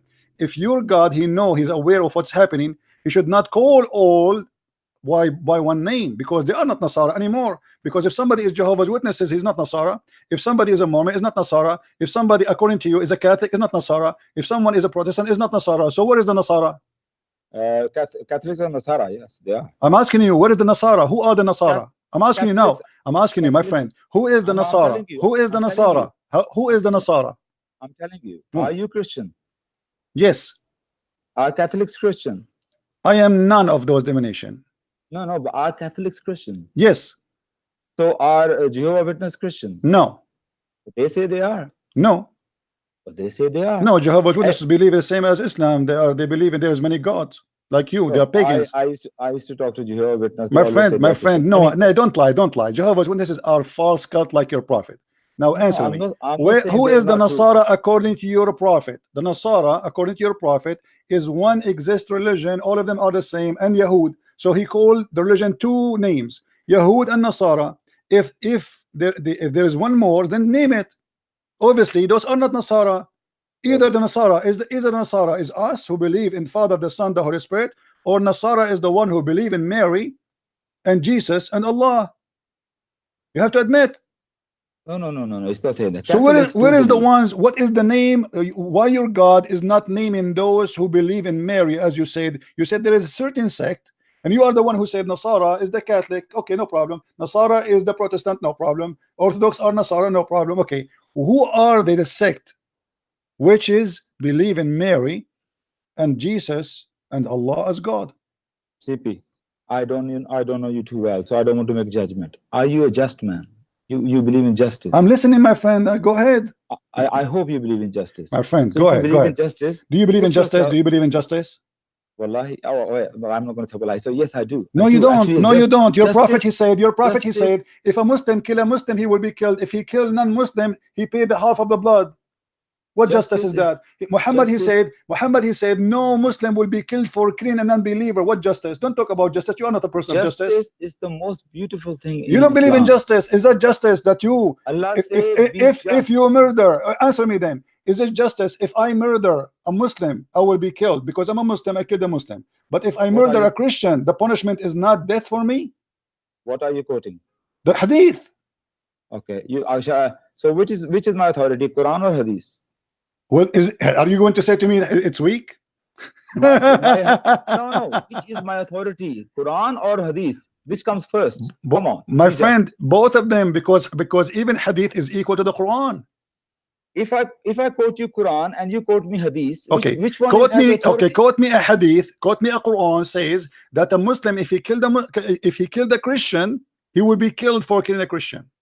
I'm going to quote you a verse in the Quran, and then you can bring the hadith, and we analyze. Yeah, we can go. Let us finish this one first. Now, go ahead. Who are the Nasara? Who are the Nasara? Which the Quran is speaking about? Well, look. First of all, this verse I'm reading again, and it doesn't mention the word Nasara. Do you know that? The word you go. My friend, aren't you the one who say that we go to the interpretation? Why you always rely? Do you think interpretation is infallible? My friend. Okay, hold on. Do the chapter 5 mention the Nasara? Yes or no? chapter 5, 1:16. This verse we're talking about. My this friend, verse does not it doesn't matter. No, this verse is about what? This verse is about what? I tell you what. If this word says, "Oh, you Nasara, do you worship Jesus, Mary, and Allah?" Then you have a point. It doesn't say that. It says Allah will ask Jesus. My friend. Allah will ask Jesus. My friend, hold on. It's a different thing altogether. Hold on. Right, yes. Okay. When you understand the verse, you as a Muslim, you say you are a speaker corner. How you understand the verse? How I understand the verse. Like, what is your guidance? You telling me every single verse I have to go to interpretation? So what do you do? What do? You do not need interpretation. You are the Prophet Muhammad and you know everything. Okay, I'll tell you what. When I read this verse, chapter 5, verse 8, "O you who believe, stand out firmly for Allah as witnesses to fair dealing, and let not your hatred of others to you make you swerve to wrong and depart from justice. Be just. That is next to piety, and fear Allah, for Allah is well acquainted with all that you do." Chapter 5, verse 8. Do I need a commentary from some scholar what it means? You need. Why do I need that? Okay, let me ask you. Can we read the verse before and verse after in the same chapter we are reading from? Chapter 5, verse 7 and 9. You want me to read? No, we are reading chapter where it says that they took his mother Jesus. Allah is asking Jesus, did you tell your people to worship you and your mother? That's right. Okay. Beside Allah, can we read verses after it, please, so we can see Allah's talking about who? After? Yes. Okay. You can take the verse after. I said to them nothing except what you commanded me. Okay. That is, I'm reading Maududi's translation, so it might be slightly different than yours. Serve Allah, my Lord, and your Lord. I watched over them as long I remained among them. And when you did recall me, then you yourself became the watcher over them. Indeed, you are witness over everything. Yes. Explain what's your point here. Where is the verse number 18? Oh, well, you want me to read two verses? Yeah. Okay.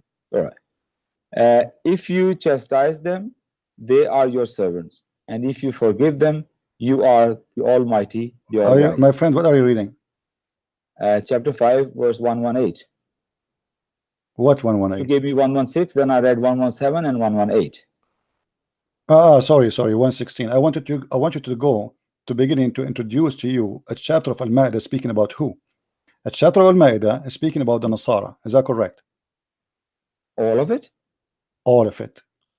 This is why it's called. This is why it's called. You see, when we speak about Al-Ma'idah, there's nothing in the Quran is speaking only about one topic, because your prophet, he have a flight of thought. So sometimes he speak about tomato, sometimes he talk about zucchini.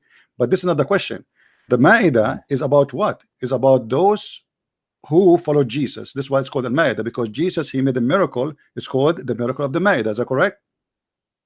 I believe so, yes. All right. He did. So in the beginning of the chapter is speaking in the beginning of the chapter is giving us definition. Allah speaking about who?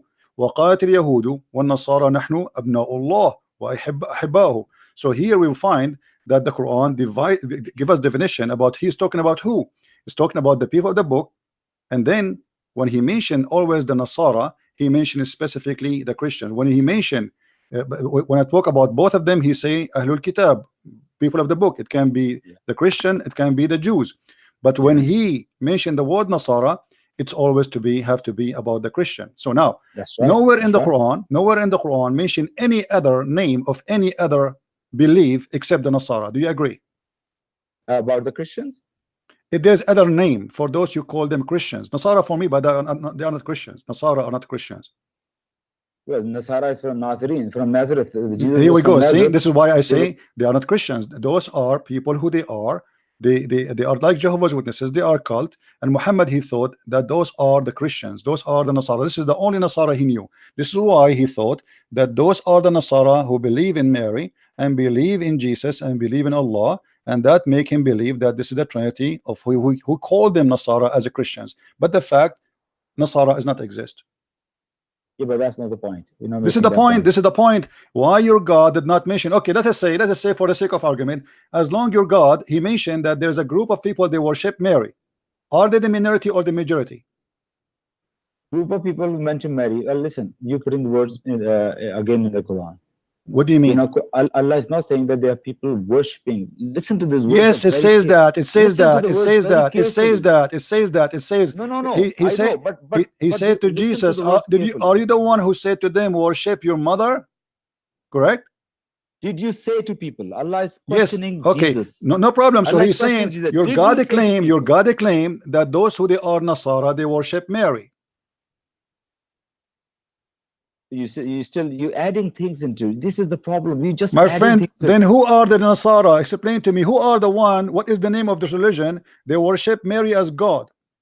Look at it. Well, we know the Catholics worship Mary. That's false. That's false. That's a big fat lie. That's a big fat lie. Okay, here we go. A challenge between me and you. A challenge between me and you to show me one Catholic in the world worship Mary and consider her as God. No. What is worship? My friend, don't lie. Don't lie. It says worship. Worship is to take it as God. Do you see the Quran? Read with me. Read with me. The Quran says, "Take my mother as God." Do you see it? Okay. Okay. I'm read again. Beside Allah, take my mother for gods beside Allah. Okay. See? What is okay? What is God in Islam? What people do to God? My friend, don't tell me what is God. Don't go. I mean, what a game you are playing. God is God. God is God. So the Quran claim that there's in Christianity, those who they are Nasara, they worship three gods. One his name is Isa, one his name is Mary, and one his name is Allah. Okay, I will prove it to you from the Quran. Okay, that all the pagans used to believe in gods. Whoever they worship, that is their gods. So worship means when you're asking somebody help. So what does that mean? My friend, asking somebody help, that's worship. My friend, don't fool yourself. Don't fool yourself. Because anyone asks somebody for help, that will make him God. That's mean Muhammad is God. Because the Quran and the Hadith confirm that your prophet will intercede for you.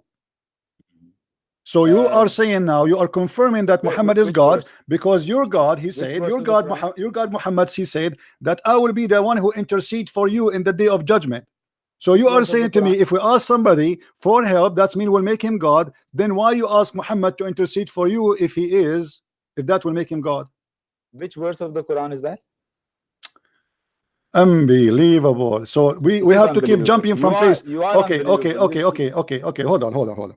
Are you saying, let me confirm, because we are here, you said you are here to call me to get me busted, right? I already did, actually. You did already. Okay. It's a go. It's a go. The people, they will see it. Okay. And then actually, you know what? This is not, I was exposing your lies. Actually, I got my friend. So you confirm to me that you as a Muslim, you don't believe anywhere in Islam it says that your prophet will intercede for you. That's good. That's a good question. There are ahadith did say that. Yes. But I think, look, as I said, my knowledge is limited. It does say there by the will of Allah also, if I'm not wrong, something like that. If Allah wills. My friend, you are the one who said that if you ask somebody for help is act of worship. When I was saying that, you just cut me right in the middle. No, you were talking about Mary. You were talking about Mary. So if somebody, you are the one who said that if somebody asks someone for help, he is asking someone for help. He is doing an act of worship. If you don't do that, help me. If I ask my daughter to help me to get me a cup of tea, that means I'm worshiping him. Come on, don't play with words. Help, you know what I mean, help. What help? What does that mean? Okay, tell me what help. Tell me what help. Help is about what? It's about salvation. It's about going to heaven. When you ask this is about somebody, my friend, this is about religion. This is not about help to make zucchini. This is about religion. So help here is about you being saved from torture. We're talking about judgment day. When I look for if I'm here like sitting in my sitting room and I'm asking, oh Muhammad sallallahu alaihi wasallam, help me and do this for me and do this for me, that will be a worship. And that's what exactly Allah is talking about. The people does to Mary and Jesus, and people are still doing. My friend, interpretation, please. Interpretation. If you are truthful, show me the interpretation of what you just said. Interpretation. So which interpretation you want me to see? What you were talking about. What you were talking about. That help. That you are the one who said if you ask somebody for help, he is doing an act of worship. And you are the one who said to me, what's God? Catholics do. What's God? What's God? Okay, you are the one who said that if the Catholic they ask Mary for help, that will make her God, correct? If they know, in the eyes of God, that's a worship. So that is no problem. That's a worship. So if you ask Muhammad, to pray for you, that is an act of worship. If I ask right now, if he's dead, yes, that is worship, and I wouldn't do that. Okay, people guys. People in his time. Okay. Guys, if he is dead, that will be an act of worship. Is Muhammad is dead now? Muhammad is dead, yes. Okay, so if you quote the Quran, or you just say you ask Muhammad for help and he is dead, that is an act of worship. But I don't. No Muslim asked Muhammad to help. He's dead. When in his lifetime people ask him to help, and you can ask a good person in a lifetime to help or pray to God. Anybody saintly human being, you can say, look, can you pray to God for me? You are a good human being. You can in a lifetime. But when that person died, I cannot ask that person. Do you know there's a hadith of Umar radiallahu anhu? He, when the rain wasn't coming, he went to the uncle of Muhammad sallallahu alaihi wasallam, Abbas. And he said, in the lifetime of the Muhammad sallallahu alaihi wasallam, we used to go to him for ask for rain to pray for us. Now he's dead, so we're asking you. So of course, even Umar radiallahu anhu knew that when the Prophet died, that he dead. So no Muslim pray to Muhammad sallallahu alaihi wasallam now. Let me ask you. You just said something very important. I say many things important. You missed, I think, many of them. All of them for sure. Like Muhammad Hijab. Yeah. Listen. Never mind. You are the one who said. You are the one who said. You are the one who said. If you ask Muhammad help when he is dead, that is an act of worship. Absolutely. All right. It's shirk. All right. Well, here we go. The Quran in front of us. Okay. Chapter and verse. Okay. Hold on. Let us see.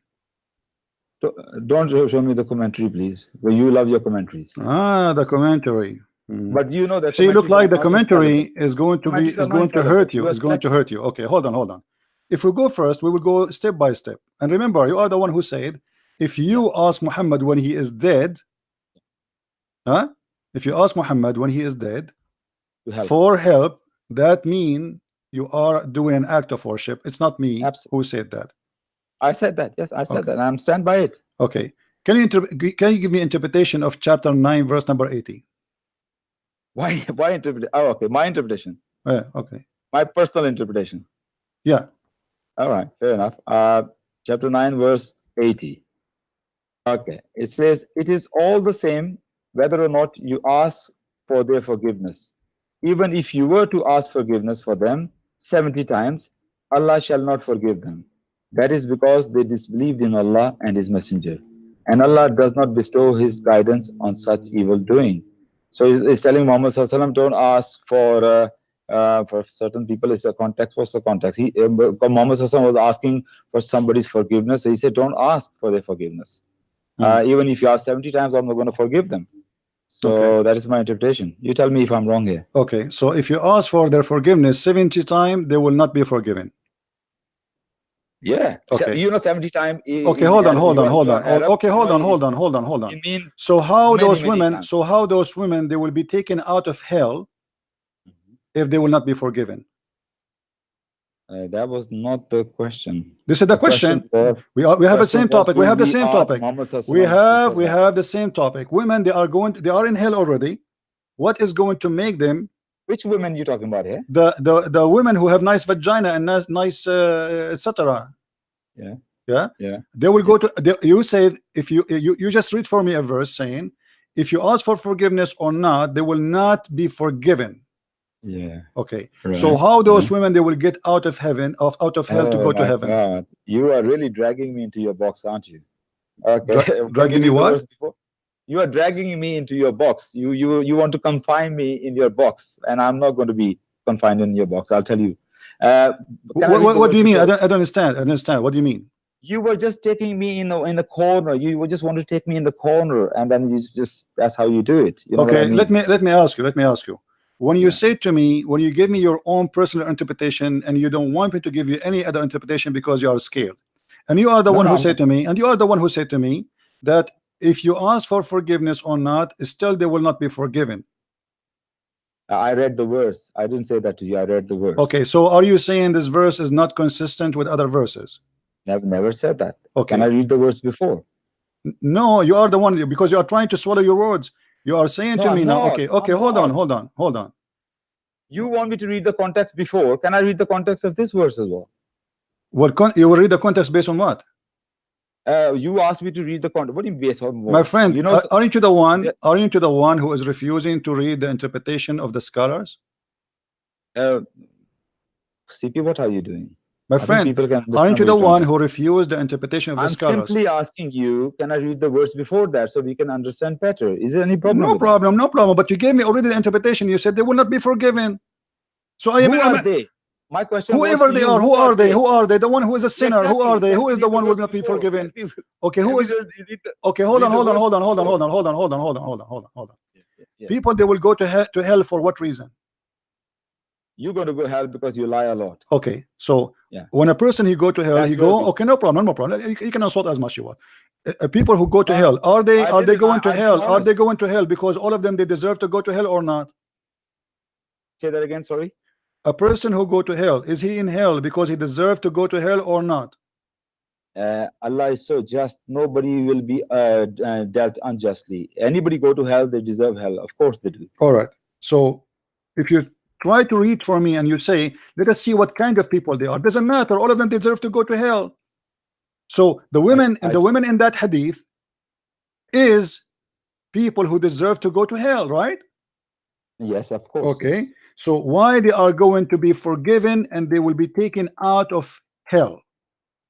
So my question to you is it talking about these women, this verse? Well, it's talking about all the people. No, so it's not talking about these women, is it? My friend, are you saying your God Allah is saying that he will not forgive those who go to hell for specific people only? They are in hell already. Already they are in hell for. You said to me they are all of them the same. You are the one who said to me. Your point is great. Only it was only great if that hadith was authentic. So your whole argument is on the weak hadith, and that's how I started my argument. That hadith is weak. I do not believe that. That hadith. Weak hadith, I don't rely on that. Okay, let me ask you a question. Am I right or am I wrong? No problem. That hadith is weak, so your argument fails. So I guess you bust again. My friend, let us see who's getting busted. Don't hang up. People will laugh. I'm not hanging up. You said I'm going nowhere. That if you let me remind you of something. You said that if we ask the Prophet for help and he is dead, that is an act of worship. Absolutely. Is Muhammad dead? I stand by it. Is Muhammad dead? If you show me, prove it to me. Is Muhammad dead? No, I want you to confirm. I want you to confirm. You bust me or not, but I learned something. I will learn something. My friend, I'm asking you a very easy question. Do you believe that your prophet is dead? Of course he is. All right. Is it true that Muhammad he said that you have read the Quran because the Quran will be presented to me, and the Muslims they said to him, how we will present the Quran for you when you are dead? He said, you think prophet are dead, but the fact they are not. Is that true? That's a different existence. Dead in this life. My friend, he is dead and you are alive and you are now reciting the Quran for him, but he is dead. And you are the one and you are the one who said that if you ask the prophet for help while he is dead, this is an act of worship. Yes. How you can do that? What is your source? Can you provide me a source? Okay, let's see. I don't expect you to trust me, and I don't think I trust you as well. I wanted to read the source. Well, I don't trust any Muslim anyway. Well, I trust many Christians. They are many good friends. They are good people. But I'm afraid my experience with you is I don't know. What do you mean? What do you mean you trust Christians? What does that mean? As a human being and their word, I do. You do what? I do trust their word. Many of the Christians, I trust their words. I do. As a human being, I trust. No, are you a Muslim allowed to trust the Christians? Oh, Okay. Do we allow to trust Christian? Yeah. Okay. You want me to take you to the box? I will go with you into that box where you're taking me right now. Yes. Yes. Are you sure? Yes. Are you sure? I'm definitely sure. Prove me wrong. Can you give me a proof? Well, I can't. I on top of my mind, top of my head, I can't. I don't. I don't Okay, have as long information like let us change the topic a little bit. Get you busted. In chapter That's fair. 5, in chapter Fair 5, verse number 51, it says, "Take not Christians and Jews as a friends and protectors." Right. And if you 551. do so, you are one of them Believers, do not take the Jews and the Christians as a for friends your allies. It or says friends. allies. And if you do so, you are one of them. How you say friend in Arabic? Awliya is the same. And how you say protector in Arabic? It's the same. So why are you taking as a friend? Why can't you take it as a protector? Why are you taking the way you want? Because simply, if somebody who want to protect you, obviously is your friend too, right? Not necessarily. Okay. Here we go. This is the translation in front of me. This is your Muslim translation. It says, "O who you believe, take not the Jews and the Christians for your friends and protectors. They are but friends and protectors to each other. And he amongst you that he turns to them for friendship is of them. He is one of them." So now you are saying to me, I trust the Christians and I have them as a friends. So if you have them as a friends and you trust them, that's mean you are one of us. So you left Islam. Oh, hallelujah. Can I say something now? Yeah. Can I say something? Go ahead. Okay. You know what? Let's say for the sake of argument, no, for the sake of argument. Why I say for the sake of argument? Let's say the friend word is not there. It says, if you take them as your protectors, do you have a problem with that?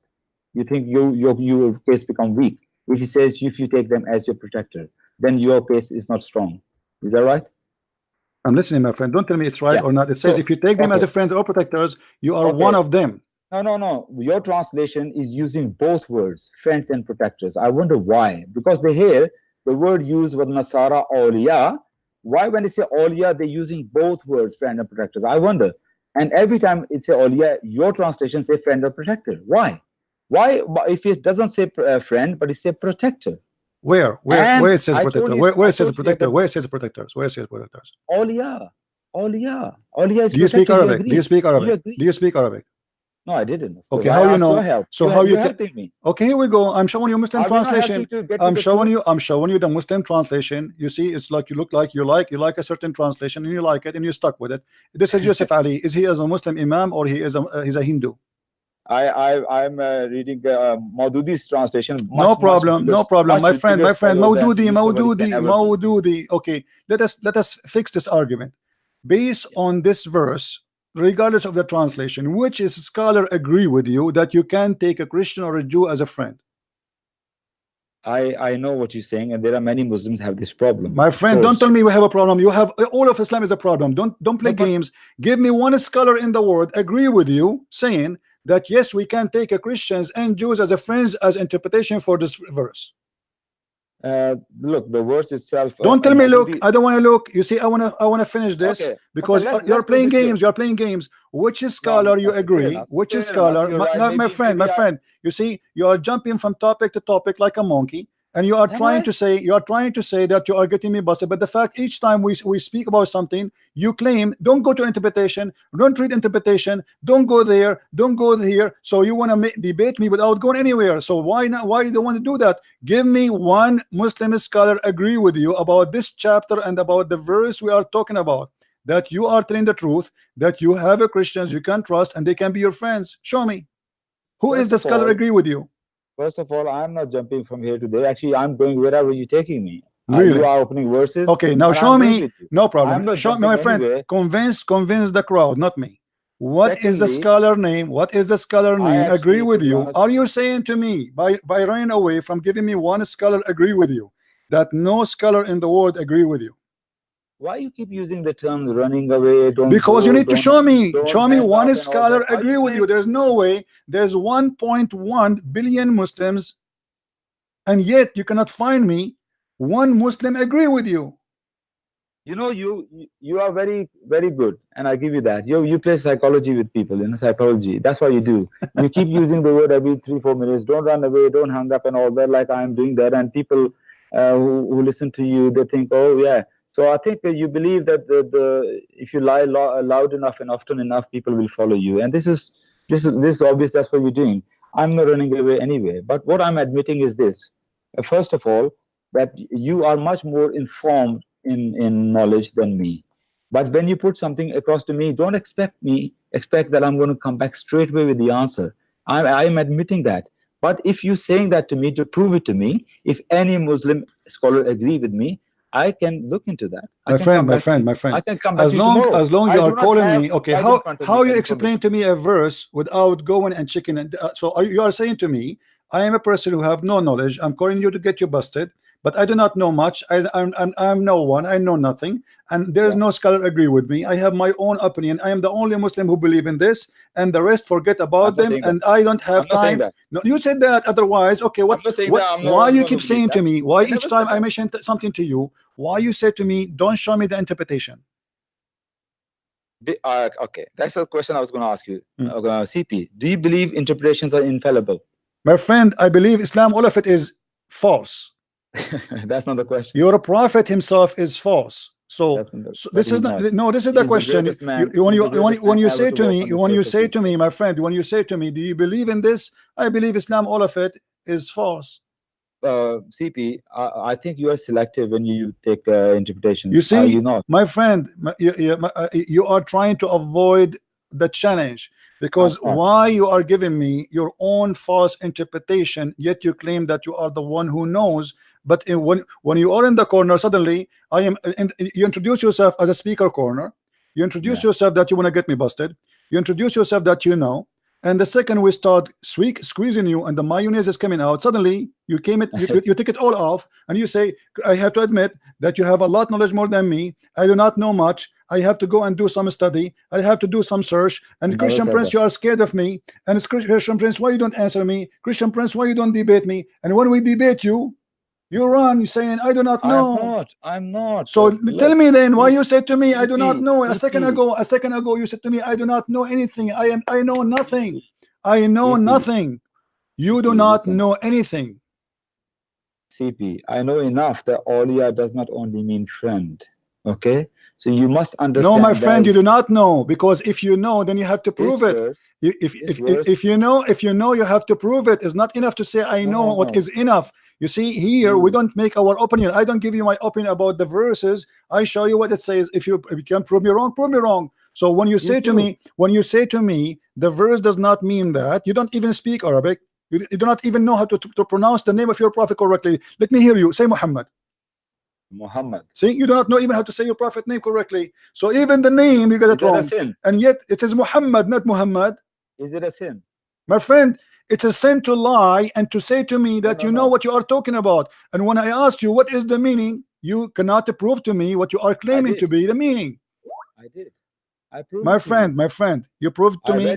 I read thank you for calling. Thank you for calling. I really hang on a minute.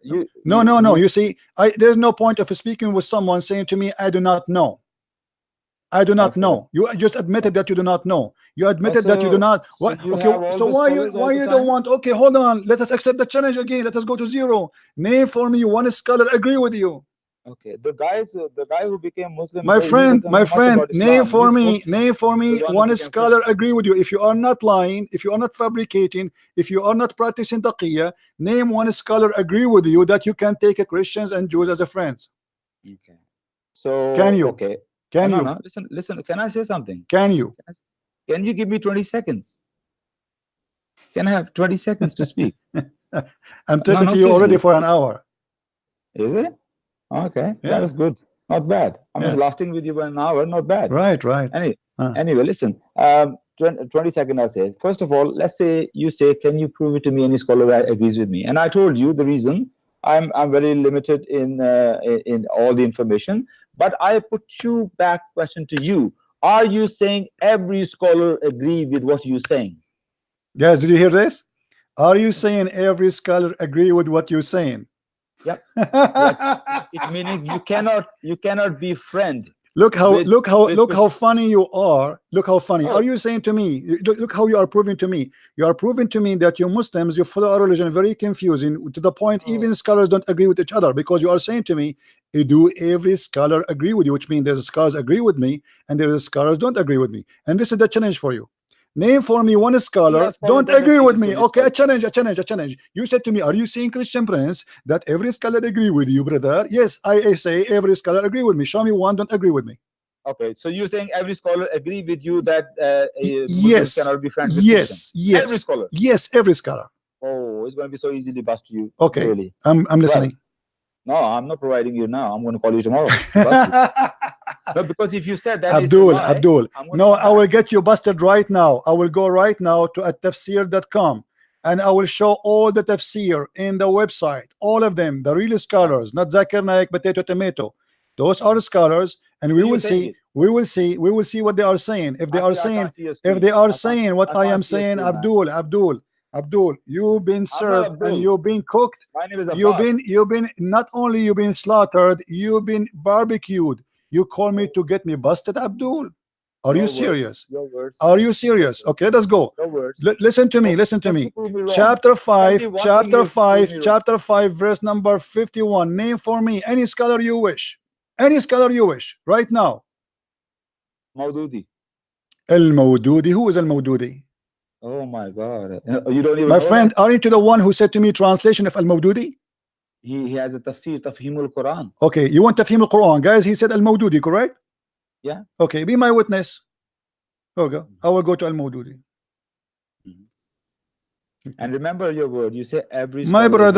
brother, let us see Al-Mawdudi. scholar. Al-Mawdudi is your scholar, right? I can assure you right now. Okay, hold on. Okay, You are wrong. Okay, hold on.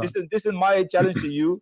I'm going to come back to you to prove that you are wrong. My friend, don't come to me. We are Cannot here. be Don't run. Let us finish. No. Everybody will Stop laugh. saying that every 5 minutes. All right, hold on. It's a psychology you play with people. Hmm. I'm listening. I'm trying to find you the tafsir you like. Yeah, fine. Tafhimul Quran. That show me that you can't be friend with Christians. Period. That's it. You can never be friend with Christians. And you know what? Oh, I just remembered something to bust you. But I need your help so I can bust you. Okay, you are busting me all the way. You know, I mean, No. I mean, now you want to bust me already? You did already many times. I just remembered something. You see, Allah has put something in my mind. Alhamdulillah. Alhamdulillah. Yes. All right.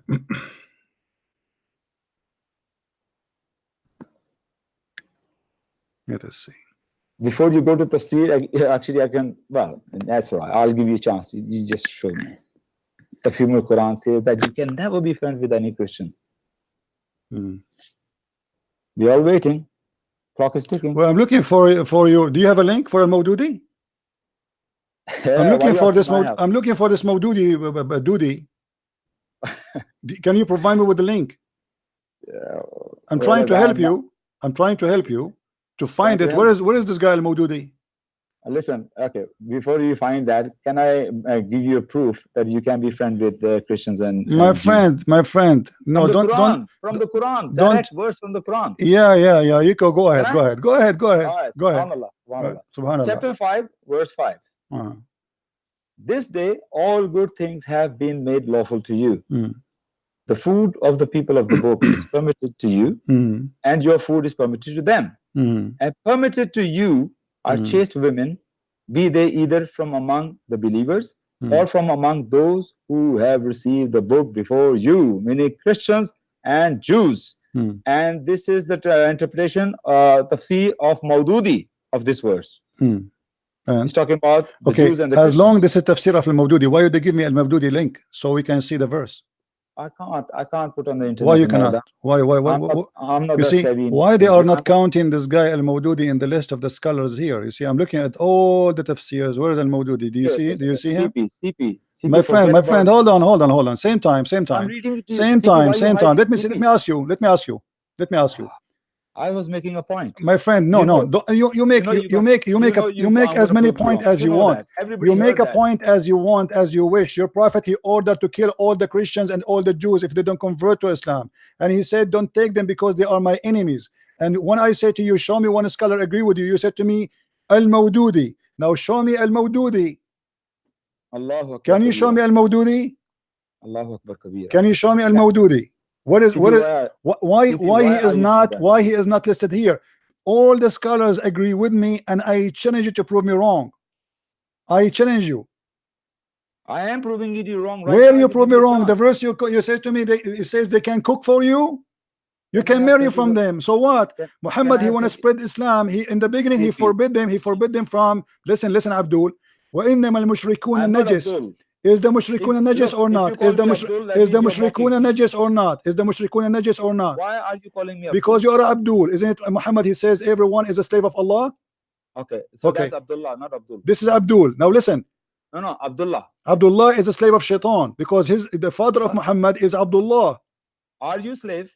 You are a slave of Shaitan. No, are you? I'm asking. Is the father of Muhammad, his name is Abdullah? Yes or no? Yes. Okay, so why he is going to go to hell? Don't change the topic. You are the one who mentioned. You are the one who switched to Abdul. No, I'm asking you a question. Now Abdul, listen. All the interpretation in the front of me getting you busted. This is Ibn Kathir in the front of my eyes. This is Ibn Kathir. Getting you busted. Did I? Choose anyone else. Al-Mawdudi is not here. What I would do? Where is Al-Mawdudi? Can I have 30 seconds? My friend, where is Al-Mawdudi to show it to you? Do you see it in the list with me? Here we go. I am showing you. I'm showing you the list of the scholars. He is not even counted as a scholar. Fair enough. Okay, let's forget about Mawdudi. Okay, can you choose for me a scholar? Okay. Can I have 30 Can you seconds? choose? No. Can you choose for me a scholar? People, what do you think? Why he's not giving me a chance? No, I'm giving you a chance. You want to jump over the topic. Can you show me a scholar agree with you? Look how many scholars we have in the list. Look how many. Look. We have like 300. We have like 300 scholars, and not even one of them agree with you.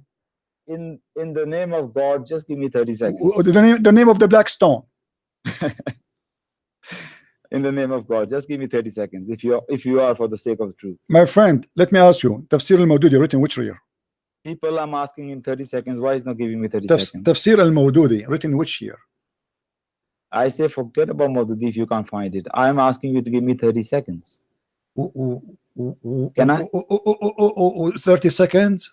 Yes. All the time you spoke until now, you don't have 30 seconds yet? You never gave me. Oh, okay. Really? People are witnessing. I'm asking your permission. Okay, go ahead. Thank you very much. So this verse, chapter 5, verse 5, is actually telling you to marry the people of the book. Now, if your question is, if Hadith is telling you you can never be friends with Christians and Jews, you're basically telling me Allah telling you to marry with your enemies, live life with your enemies. That's what you're saying? Is this your logic and reason, CP? Are you telling me Hadith say don't be friends with Christians and Jews? Tafsir say that, but the Quran telling you to marry, have a wife, Christian and Jew, and you telling me it's your enemy, you can never be friends with her, but you can marry me. Hello?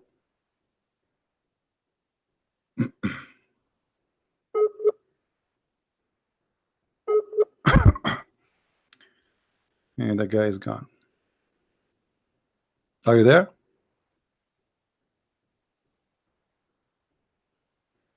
Hello?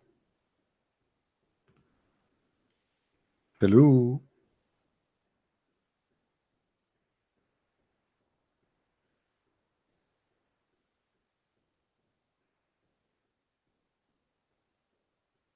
Hello?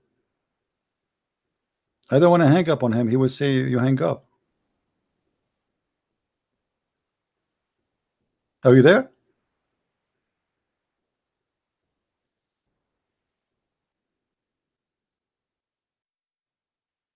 Abdul, are you there?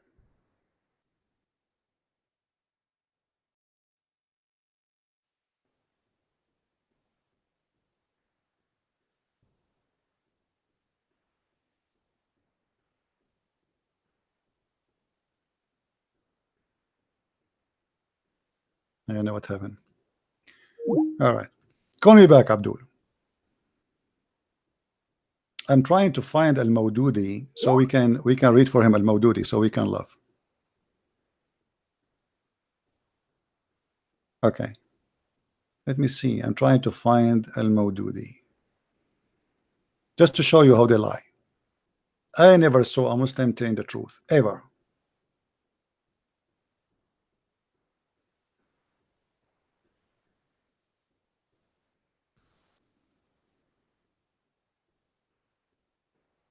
And you notice how they jump from place to place. And when you squeeze them hard, I did not even squeeze him hard. Actually, I was just going softly on him. The second you start squeezing is the same second he said to me, "I don't claim that I know more than you, but you are the one who called me to get me busted. So you want to get me busted, but you do not know more than me." And when we challenge him to show us one scholar agree with him, he could not. He named for me a book which I cannot find anywhere. If anyone, please, guys, can find me the book, let us laugh. Okay,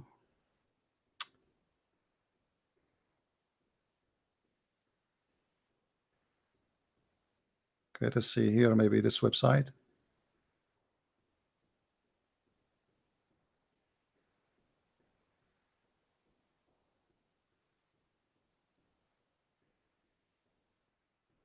Qurtubi, Tabari, okay.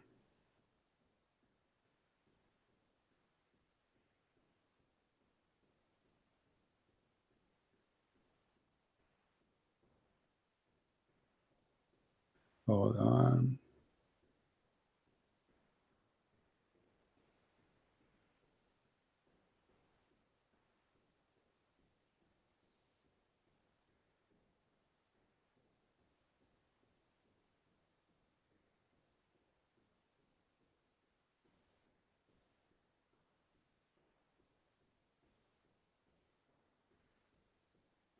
Okay, I found Al-Mawdudi. Let us get this guy Abdul busted. I found this verse, interpretation for chapter 3, verse number.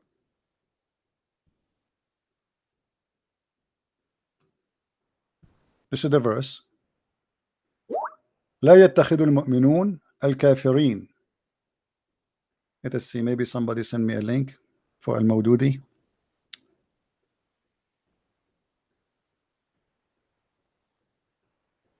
What is that? Okay, well, we can try. Let us see. All right. Let us see. This is Al-Mawdudi. All right. Let us go. Chapter 5. Thank you for the one who sent it. We need to go, but what is mean this man? This we have to go all the way down. Oh boy. Call me back, Abdul. Call me. Look like we got you Al-Mawdudi. You see, I do not know what is even written in there, but I am sure what I'm talking about. Call me back, Abdul. O believer, take not the Jews or the Christians as your friends. This is Al-Mawdudi. Liar. This is your shish kebab Al-Mawdudi. Do you see it?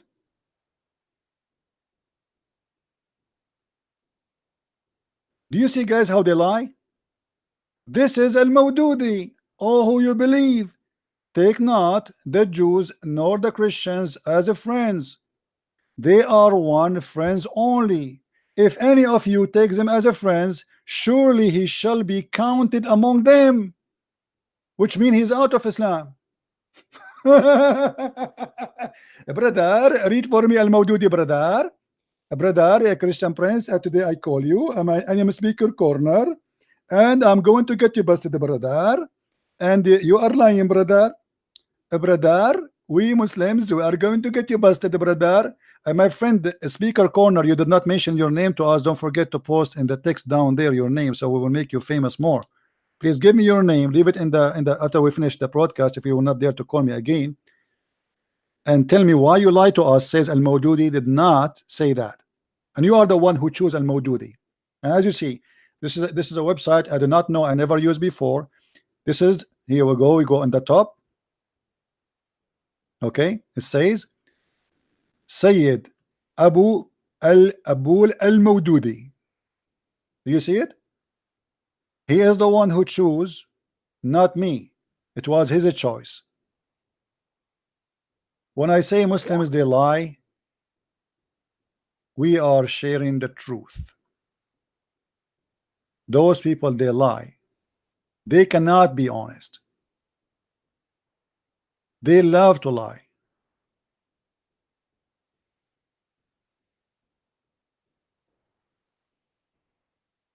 This is why I say when you debate a Muslim, you are not debating a Muslim.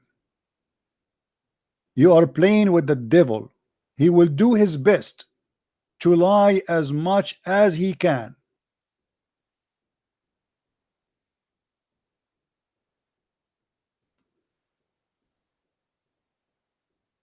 But anyway, it always turns for our benefit. They try to defend, but they get their prophet busted. They try to fight, but they do the opposite.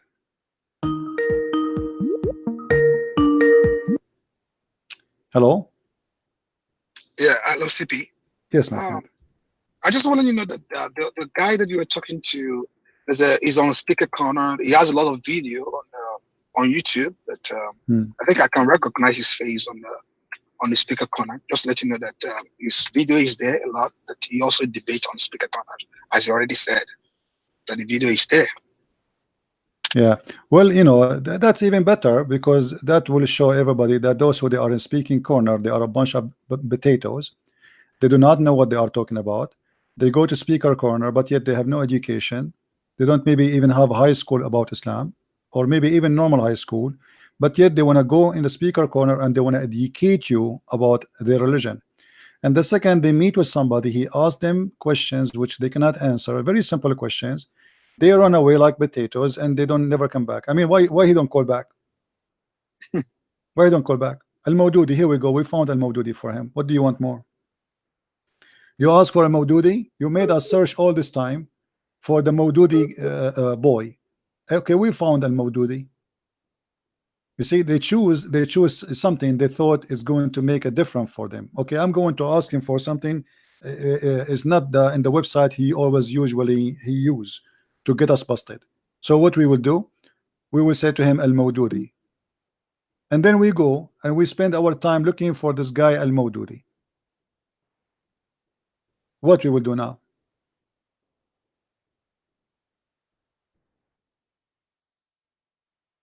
Any Muslim?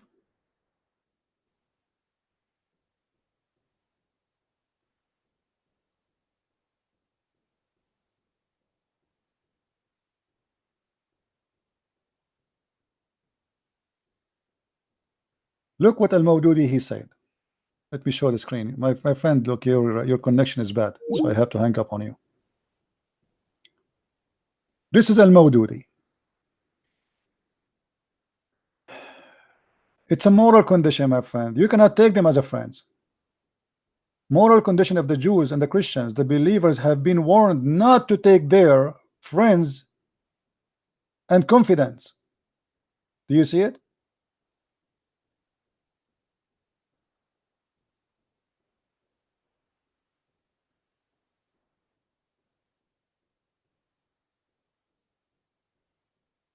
This is Al-Mawdudi. Dudi. This is Dudi Al-Faid. Dudi. Oh, who you believe, take not the Jews and the Christians as a friends. Why? Because the enemy of Allah.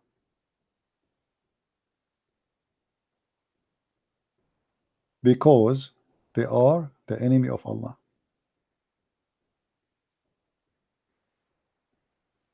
Liars. Liars. We are here to get you busted. Did you have a good time, guys? Did we have a good time? I hope this guy, if he is brave enough to download the video in his conversation with me and to post it in YouTube without any editing. If he is brave, You know what I mean? Because if this is a victory, I advise every Muslim to download the video, which is a victory for Islam. Here we go. Your brother, he was busting me all the way. Copy it all over. Don't cut anything, brother, because it was a pure victory for Allah. If you don't do that, it's mean he's a coward.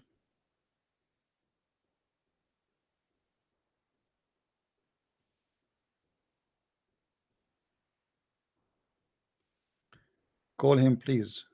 Yeah, where is his name? Because he is not in my list. Where is his name? I'm trying to find which one he called me from.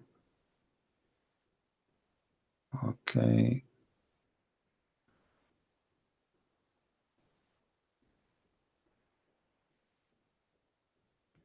This one, I think. Let's see.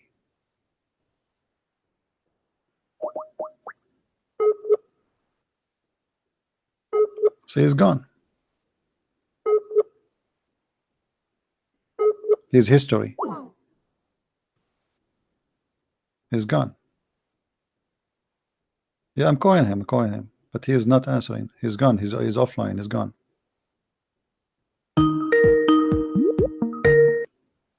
Hello? Hello, CP, this is Simon. Hey, my brother, how are you? Hello. So I'd like to ask for your interpretation of what you're showing on the screen. You're showing basically a doctrine of warfare against a civilization that's outside their civilization. How should we interpret this? That's it. There is no friendship between us and them. And if you are a Christian and you take them as a friend, it's mean you are a fool, because you know they will not accept you as a friend, and you are just fooling yourself, saying, okay, they are friends. Very simple. I mean, it says it clearly. You can go and read all the interpretation in Muslim books have. Yeah, all of them, they say that you cannot take them as a friends, for they are your enemies. So any Christian, he say, I have a Muslim friend, he is fooling himself. He's being stupid. Sorry to say that.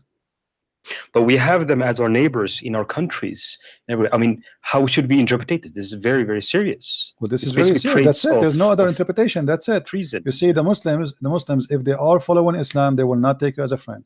You might find a Muslim, he don't follow Islam, he take you as a friend. But how we will know now which one? Because the Muslim, remember, in chapter 3, verse number, if we go, this is Al-Mawdudi, right? This is Al-Mawdudi. I will use the Mawdudi, because he liked.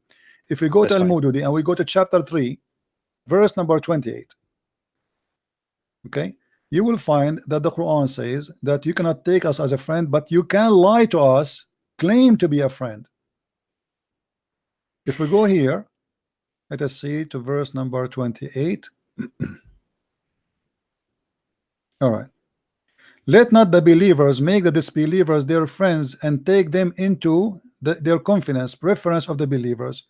Whoever will do this shall have no relation left to Allah. The liar was saying to me that he is a Muslim, he have a Christian friend, he trusts them, etc. When I questioned him, he said, no, we can. Are you saying to me we can marry Christian women, but we cannot be friend to you? Yeah, I heard about that, and that's also very interesting. You had an interesting broadcast, because I found out about you 2 years ago, CP. I have basically two of your books, and what you have taught me is that Muslims are willing to deceive, and this is something that my Western mind won't accept. Well, I mean, I cannot say if somebody is. You see, even in law, they say being ignorant does not protect you. You cannot say I was ignorant. You know.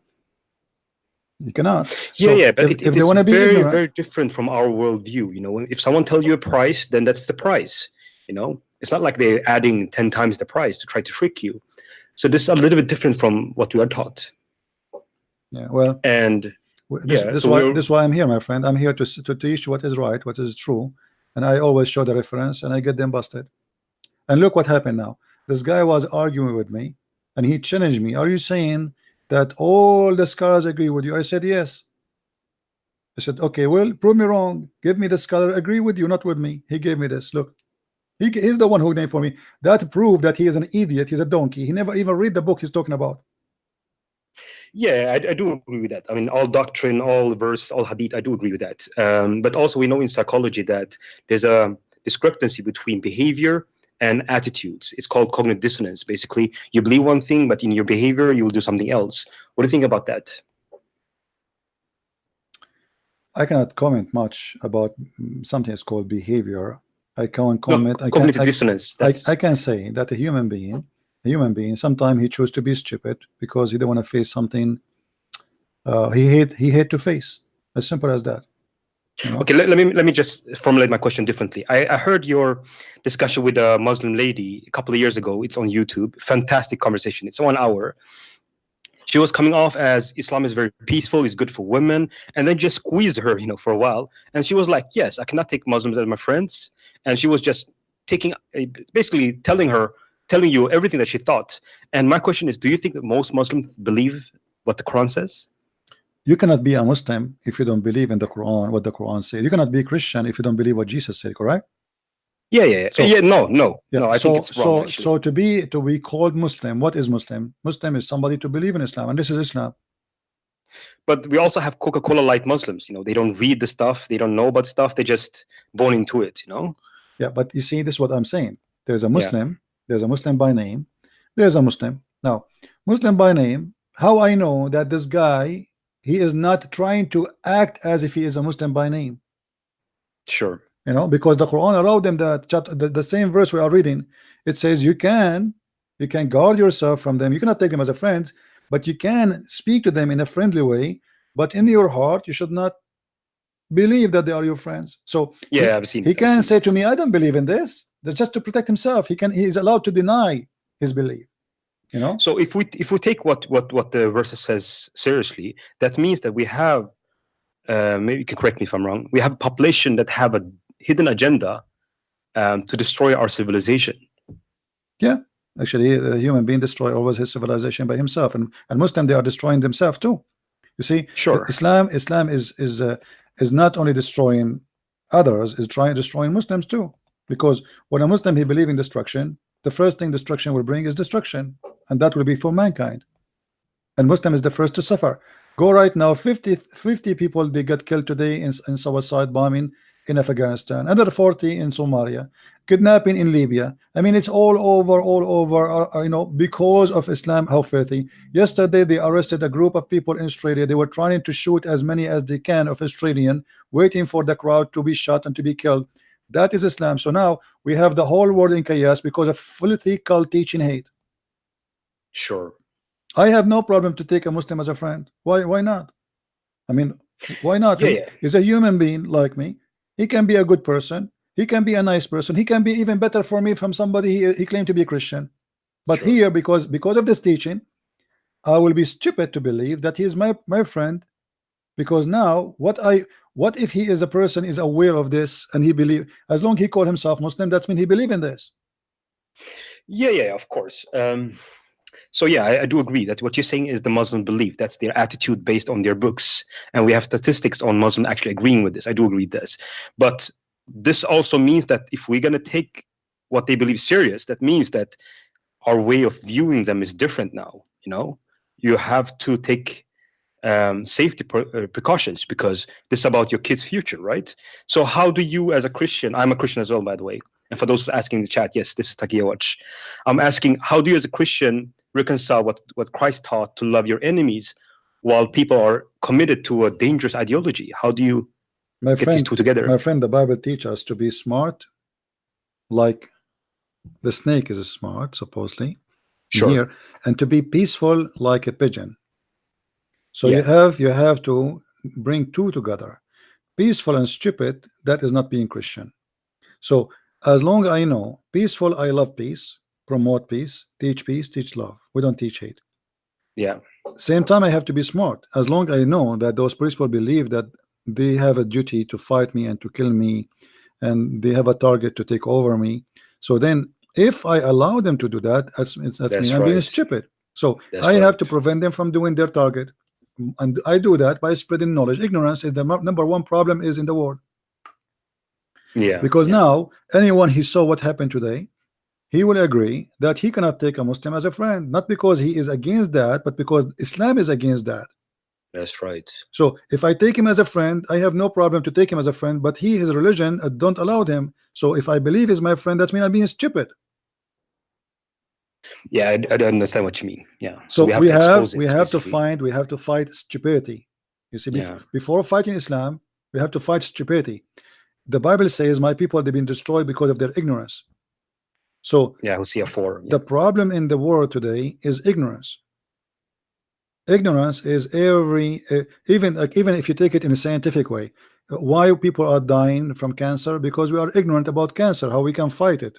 You know, I'm sure time will come and they will find a very easy solution to cancer. Not long time ago, millions they used to die by the flu. Every year, millions and millions of people die. It's just a stupid flu, but it was a small, tiny bacteria kill millions. So what was killing them is our ignorance. So in order to have a better life, safe life, secure life, you need to fight your ignorance.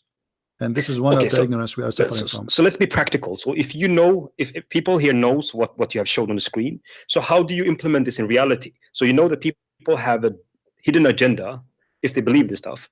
So how do you deal with it? I mean, is it like you don't take in people from a certain nation that has Muslim majority nation? How do you implement this in reality? Well, I cannot tell everyone what to do. You see, everybody have his own brain and everybody have his own situation. It's not like a fixed solution for everybody. But I will have caution that those people they believe on me as an enemy. So always I have to look at it in a certain way that they don't mean what they say. He's trying to call me. If you don't mind, I will take him back. Okay. Okay, do that. Let's see, he's online now. I don't think he's trying to call me, but he's online. Thank you, my friend. Okay.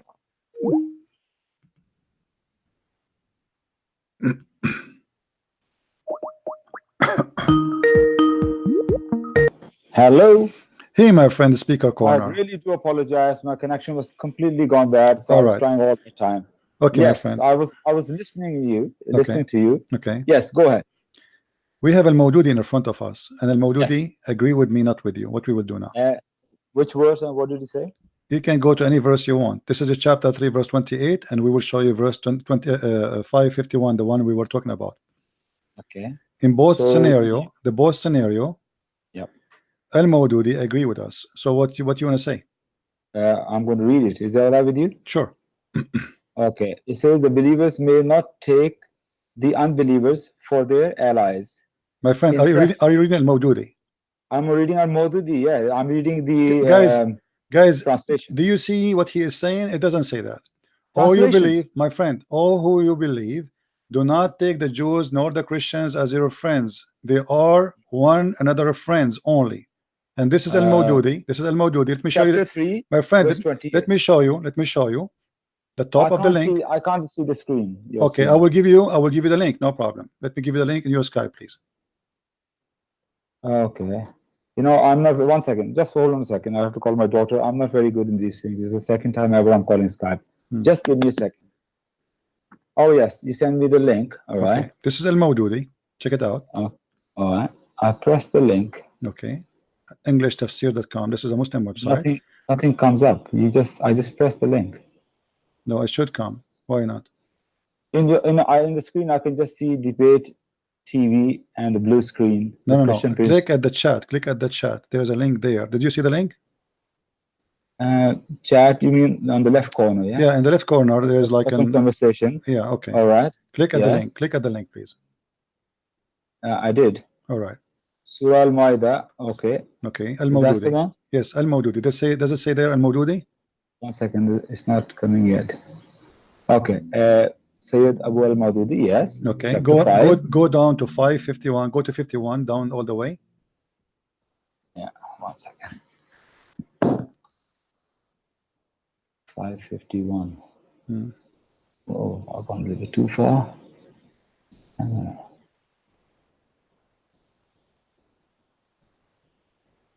Sorry, I'm not very good in these things. No problem. I use my phone. Okay, 551. Yeah, I got it there. Okay. Believers, do not take the Jews and the Christians as your friends. They are one another's friends only if any one of you takes them friends. I'm reading what is saying on the laptop. Now, I got the phone here with me in my hand. Yeah. In that, the Tafhimul Quran, I have the Tafhimul Quran. You believe it or not, it's up to you. In that, the translation, it says, the believers may not take the unbelievers for their allies in preference. On this one. Okay, here it said, but it's okay, that doesn't make any difference, no problem. We take what they with the translation say here friends, yes. So the word here uses olia, is that right? Okay, madudi say here it means friends, but the word uses olia, which can also mean protector. Yeah. And so when you ask me to quote you any scholar, I did quote you Maududi, yes. And Maududi is talking about here friends here. Okay. But my question is this here: when Allah is telling us you can marry a Christian Jew and Christian Jewish Christian or Jew woman, how does it make sense that they cannot be your friend but you can marry them? Because Muhammad, you are right with this question. It doesn't make sense, and this is very good question of you. Islam doesn't make sense anyway. Muhammad wanted to spread Islam by having more babies, and now they capture a lot of women and they want to have their babies. So this is for the benefit, because as you know, in Islam, if you have women and you have sex with her, the baby will be a Muslim, will not be a Christian. So it's a win-win for Muhammad. In the beginning of Islam, in the beginning of Muhammad, he said that you cannot marry a non-believer woman. So Muhammad, he changed his mind because he found himself he is losing a lot of by doing that. He lost a lot of numbers to become part of Islam or babies, and he need that.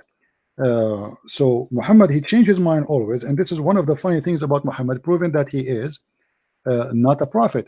Because how come in one verse in the Quran it says you cannot marry non-Muslim, and he forbid them from marrying non-Muslims, and then he make another verse in the Quran saying, well, you can marry a Muslim.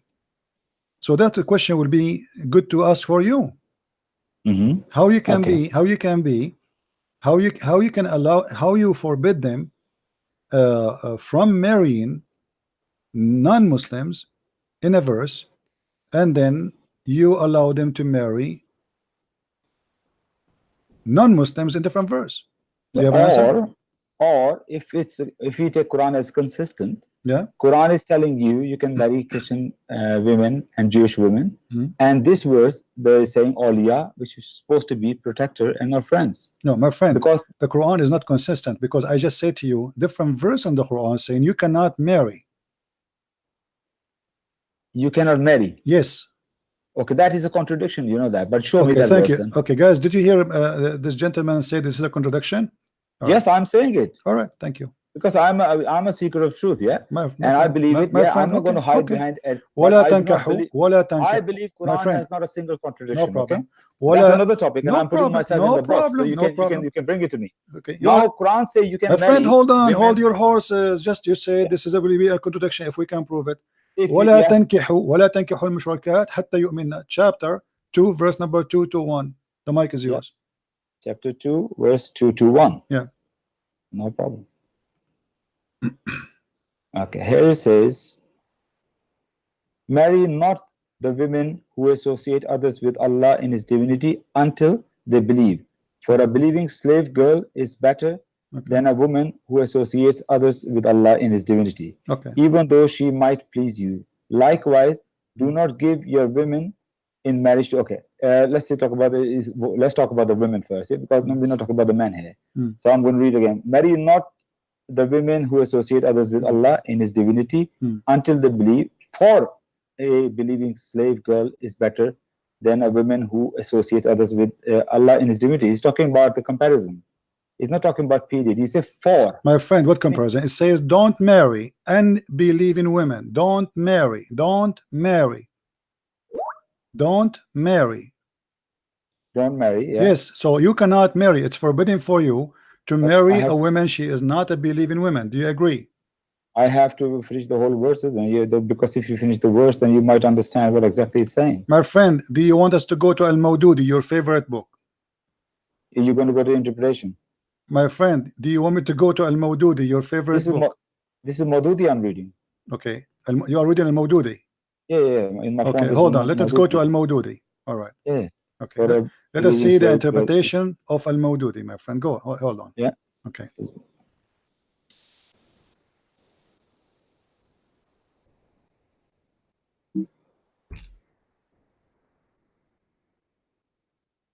All right. Don't marry a mushrik women unless they believe. Do you see it? Yes. Okay. Sorry, I'm not on. This is al-Mawdudi. Did you put it? No. It's in the screen. No, in your screen is still chapter 5, verse 51. Okay, let me give it to you in the chat. No problem. And you are the one, remember, you are the one who said if this is true, this is a contradiction. Yeah, if Quran one place says you can marry them and the other place says you can't marry them, Thank you. Of course, it appears like a contradiction. Yes. That's wonderful. Yes. And I believe Quran has not a single contradiction. Okay, well, let us see.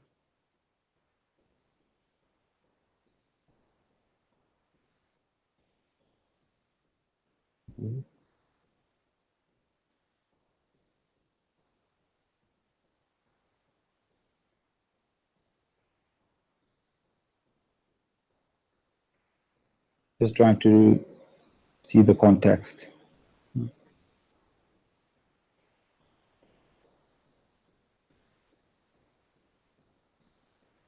Can't see, still in the screen.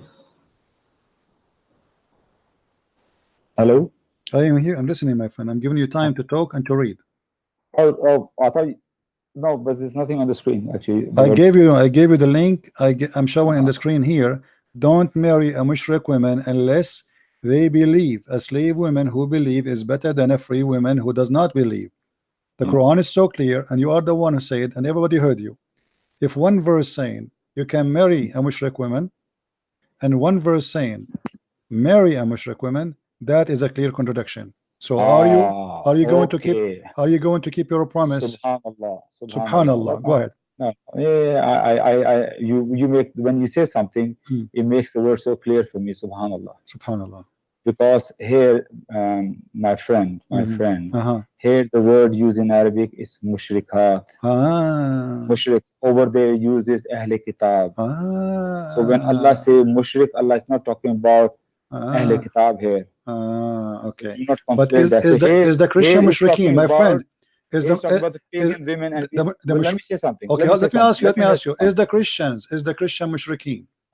Don't use my words for that. Allah addressed them as Ahle Kitab. My friend, Ahlul Kitab. Listen, Ahlul Kitab in the time of Muhammad, you are the one who said to me before that, oh, do you know that Muhammad here maybe is talking about people who exist before him, they will go to heaven? So now he's saying to you that people of the book, they are the one who say that the son of Allah is Uzair, those are the Jews, and the son of Allah is Jesus. Are they mushrik based on this? Did Allah call Ahle Kitab mushrik? Are you waiting for me to answer or not? No. But what I'm saying is, I will let you answer. I will let you answer first. Okay. Look, can I allow you? I give you. I allow you to read normally what you do. My friend, no, don't allow me. Don't allow me. I want you to tell me: is the Christians and the Jews mushrikeen? Yes or no? This verse is not talking my about friend, no. I'm asking you a direct question. I'm asking you a direct question. Be honest. Is the Christian and the Jews, according to your knowledge, according to Islam, are they mushrikeen? Definitely Jews are not. The Jews are not. Why? They're not. They don't do shirk. Why? Jews don't do shirk. What shirk mean? Do you know? Jews believe is just in one God. They don't do shirk. So anyone he say, okay, let me ask you a question. Anyone says that Jews are mushrikeen, he is a stupid liar, correct? If anybody says Jews are mushrikeen, stupid liar, I wouldn't say that. But I'm just saying that prove me wrong. No, why you don't say that if you are sure? Are you sure or not? Is the Jews mushrikeen? Yes or no? Well, when I'm saying is I'm saying into my own limited knowledge. Prove me wrong. Here we go. The Quran, my friend, says that the Christians and the Jews, the Christian they say that Jesus is the son of Allah. And the Jews they say Uzair is the son of Allah. So are they mushrikeen or not? Okay, of course not. So if somebody says that he have a son of Allah, he's not mushrik. Yeah, well, listen, Jews still believe the son of God. You know that Adam, David. No, Adam, my friend, no, listen. No. It says the Jews call Uzair the son of Allah. And the Christians call the Christ the son of Allah. So this is what it's meant about naming a person. He is the only one is the son of Allah. This is what the Quran is saying. Who's the one? They take their rabbis and which verse is 930 or 930? Chapter 9, verse number 30. And Yeah, then the even Jews say Ezra is Allah's son, and the Christians say the Messiah is the son of Allah. These are merely verbal assertions in imitation of the sayings of those unbelievers who preceded them. May Allah ruin them. So, okay, son of Allah, Jews say many of son of Allah, son of God. So that doesn't mean they worship them. Really? Jews never worship anybody. Okay, Jews, should we go should we Jews go worshiping Uzair. Okay, thank you. You remind me of Hijab when he said for 4,000 years, 4,000 years, not even a single Jew broke the command which is instructed them to worship one God. 4,000 years. So now you are confirming that your prophet is a liar. Thank you very much. Because this verse, my friend, let us go to Al-Mawdudi. Can we go to Al-Mawdudi, your favorite friend? Which verse? Al-Mawdudi, chapter 9, verse number 30. Okay, let us go to Al-Mawdudi. I like Al-Mawdudi. From now on, from now on, okay, Al-Mawdudi for the last 100 years. My friend, I like Al-Mawdudi. I love Al-Mawdudi. Let us see what Al-Mawdudi is saying. Here we go. Okay, Mr. Al-Mawdudi. But can I say something? My friend, don't forget, please, after you finish this, to download the video and post it in YouTube. Your YouTube, okay? Don't forget. All right. Can I say something? Do you promise me? Do you promise me you will post it in your YouTube? My YouTube? Yes. I don't have a YouTube channel. You are a speaker corner, but you don't have a YouTube channel. I couldn't care less about the YouTube channel. Okay. Do you promise me to open a YouTube channel and post this video, because this is a victory for you? Remember, the Jews, they say Ezra, by the way, it doesn't say Ezra, it says Uzair is the son of Allah, and the Christians say the Messiah is the son of Allah. All right. Now, I want you to read for me the interpretation. What is the interpretation? Can I say before? I was going to say something before. Yeah, go ahead. Can I say something? Go ahead. You never allow me chance. When I started this conversation, I said to you, Quran, I do not believe any commentary is infallible. You remember that I said that to you? Okay, aren't you the one who chose for me the Al-Mawdudi? No. I was not choosing any. You just asked me, okay, choose one. Give me one. So I say, okay, I'll give you one. But what I said to you in the beginning. So now Al-Mawdudi is bad person. Al-Mawdudi is not good. Okay, Al-Mawdudi is not good. I'm not saying that. Okay, let us go to the Quran. Okay, no problem, guys. Al-Mawdudi is bad. He's a donkey. Okay, no problem.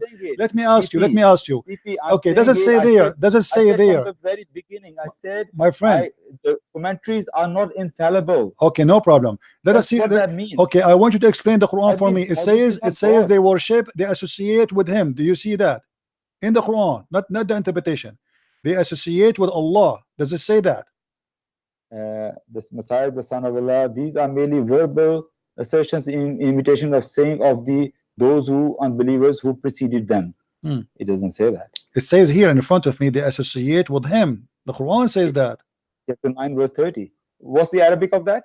No, not 30 only. You have to read the verses after it. Read with me. You see here, actually, even here it says. Read verse 30. Okay, read.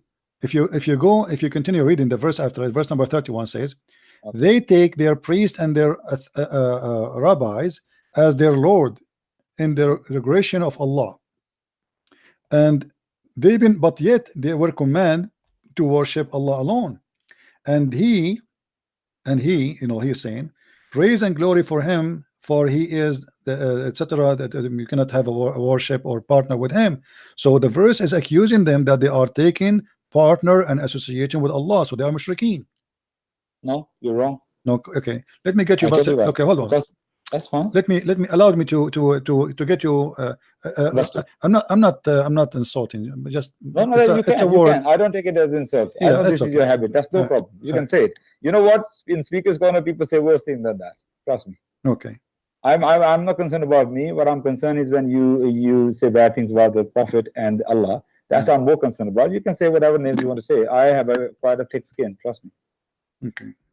No problem. But I was asking you a question just for the sake of fun. Are you slave? Are you Abdul? No, I'm not. Thank God. So can I call you Abdul Fil Inkar? I am not. How you can call me that? I am not a Muslim, my friend. No, Abdul who's in denial. Is that what Abdul Fil Inkar? Can I call you that? Abdul what? Abdul Fil Inkar. The one who's denied. I never heard of such an Arabic before. Your Arabic is wonderful. What is that? Okay, I thought it says the Abdul who's in denial. Okay, maybe I'm wrong. No, my friend. Yeah. Abdul is somebody, he considers himself a slave of Allah. All right. Okay. I do consider myself. Okay. Let us see. The Quran says لقد كفر الذين قالوا أن المسيح هو الله. Those who say the Messiah is Allah, they are kuffar. What verse you read? Explain to me how that happened. If we are not mushrikeen according to you.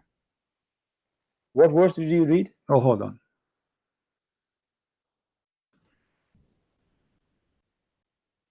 I just want to see the verse what you're reading. Because I just, this one verse, what you quoted earlier about you cannot marry mushrikeen. I'm sorry, you were wrong. It was not Ahl Kitab. It was talking about the pagan mushrik. And if you read any commentary, I'm sitting here right now. I'm just saying it openly. Read that, you cannot marry mushrik women. That's not talking about the Jews and Christians. I can assure you, even you open Ibn Abbas if you want to. Okay. Do you like us to go to any interpretation you wish? To assure me? Me wish. You wish. No, you wish. I want you to pick up any interpretation. Okay. Actually, normally you like Ibn Abbas, don't you? You pick up Ibn Abbas and tell me about it. Says you cannot marry mushrik women. It is talking about Jews and Christians. Even I'll let you read that interpretation. Normally I say I'm skeptical about interpretation. No problem. Okay, hold on. Any interpretation. No problem. This is my confidence on that. That is not talking about Jews and Christians. Okay, no problem. And I told you that will be a contradiction, and I'm not shy of that because I'm a believer in the Quran. Quran says there's no contradiction in it, and I believe in it 100%. No problem. So that's why I say openly yes, but that is not a contradiction. That's talking about mushrikeen. No problem. The other was talking about Ahl Kitab. No problem, my friend. Give me a second.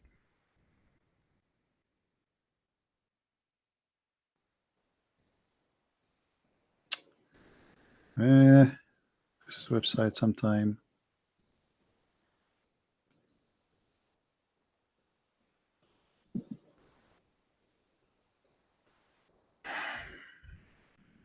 Can you tell me which verse we're looking for? Hold on. No, I do not need you to help me.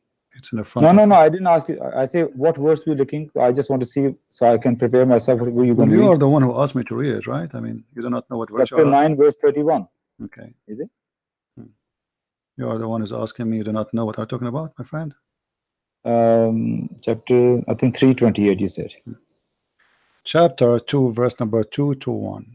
And you said any interpretation, it's fine for you, right? Yeah, go ahead. Okay.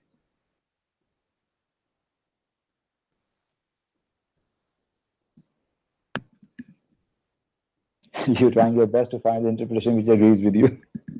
No, I just you see, my friend, we're not kids. I just ask you which one you want, and I will show it to you. You know.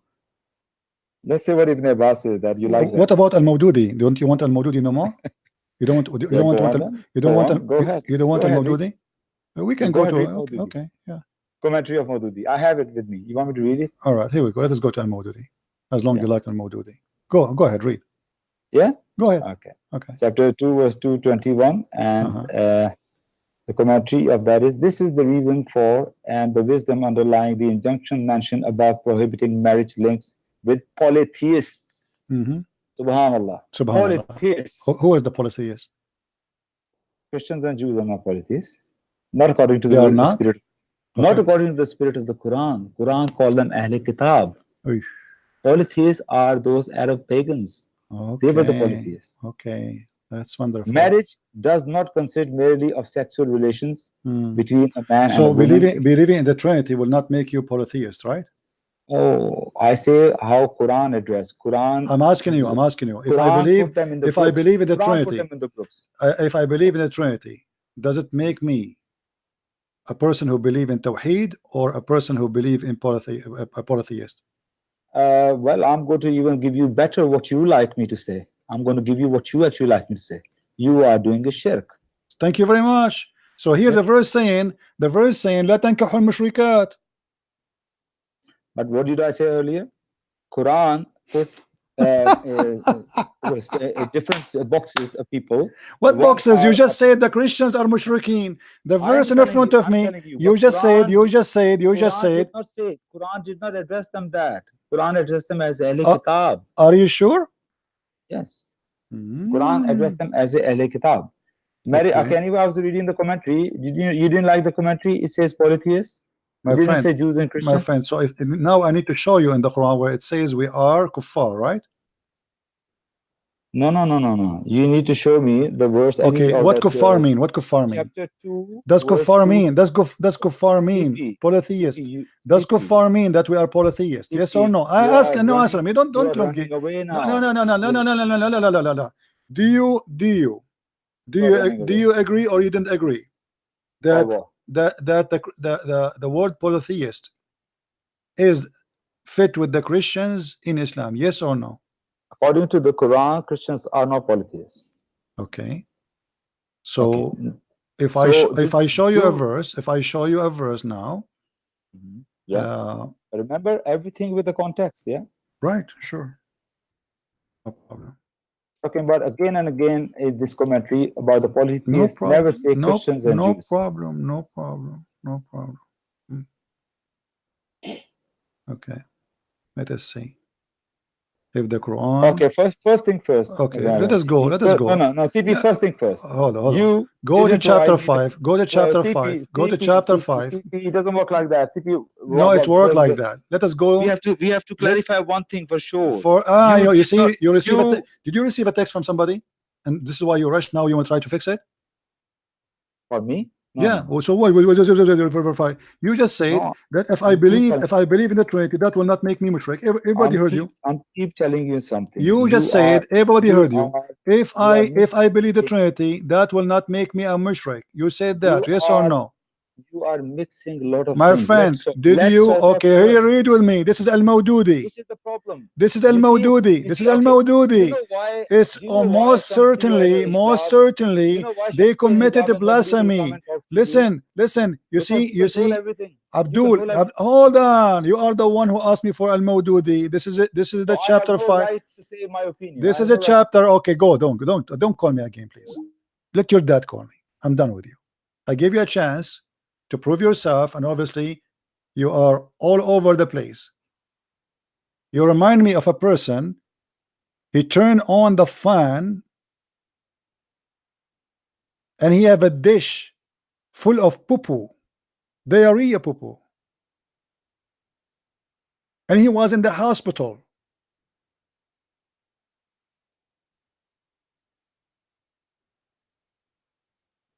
And you are a speaker corner, and you are calling me to get me busted. Okay, guys, I need to go to the hospital. Seriously, I got busted. I mean, really, look at my nose, man. I don't have a nose no more. It's like became like a big zucchini.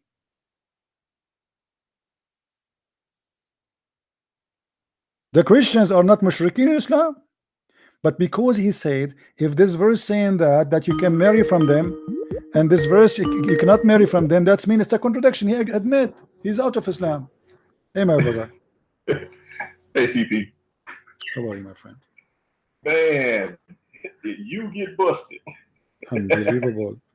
It was a career end, my friend. Yes. Career end. Yeah.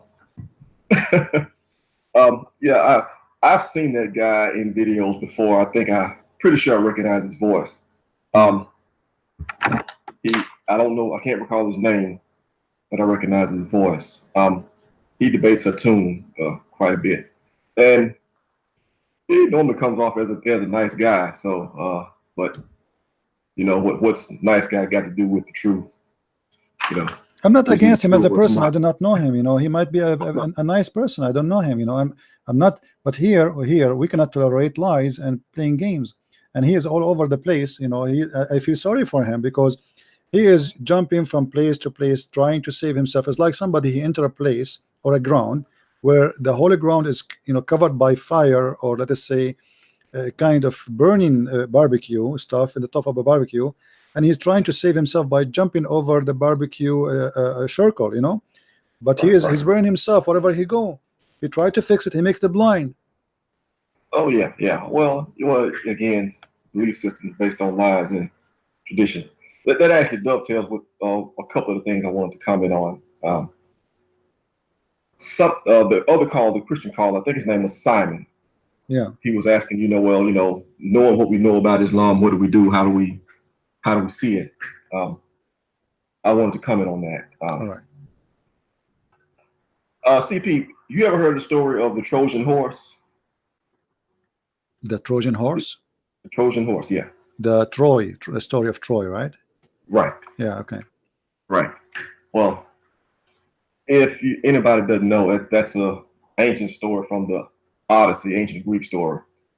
Basically, you had the rest of all of Greece at war with Troy, and they besieged Troy for like 10 years.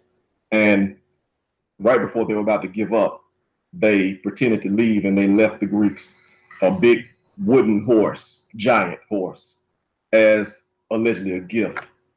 The Trojans thought they had won, and they brought the gift into their city walls, but there were Greek soldiers hidden inside. So at night, after they brought the horse into the city walls, the soldiers snuck out of the horse, and then they opened up the gates, and then they let the armies come in. That's basically what Islam is. Yeah. See, people like this guy, is it Abbas? Is that his name? Abbas, yeah. Yeah. You know, I don't think Abbas is deliberately lying, at least not for the most part. Sometimes when you pin him down, no, I think there's a good decent part of him, but he is struggling. He's struggling. You know, the reason he called me, how he can prove to himself that he is really following the true path, and this guy is saying things which is challenging. So he cannot be right. I'm going to get him busted. Right, and he has to go through all these avenues to try to validate what he believes in. Yeah. Before he learns that that there's no way to validate them.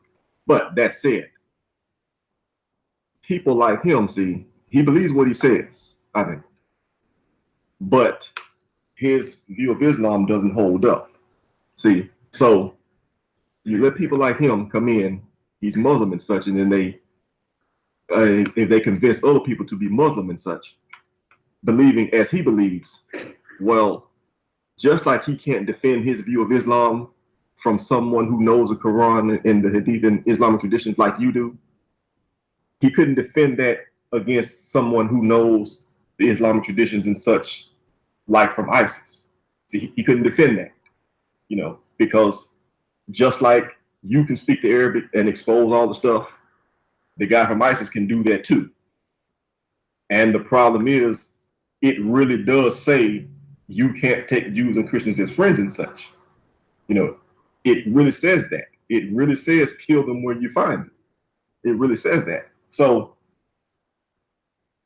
when they're in a minority, nice guys like this, he can prevail because Islam is not governing. You have secular government or some sort of Christian government or some sort of hybrid in between the two, which is what you got now. It's a secular government based on Christian ideals. But anyway, once you have a critical mass of Muslims and they want to do some jihad or something like that, and this nice guy tries to come along and say, hey man, you can't do that. We can be friends with Christians, and they're going to ask him, where did you get that from? And he's not going to have a leg to stand on. He's going to expose. They're going to lose all the moral arguments, and so you end up with Pakistan or something like that. The true Islam comes out because there is no moral argument on the other side to push back against it. So I know Simon was asking, how do you address it? That's what we're dealing with.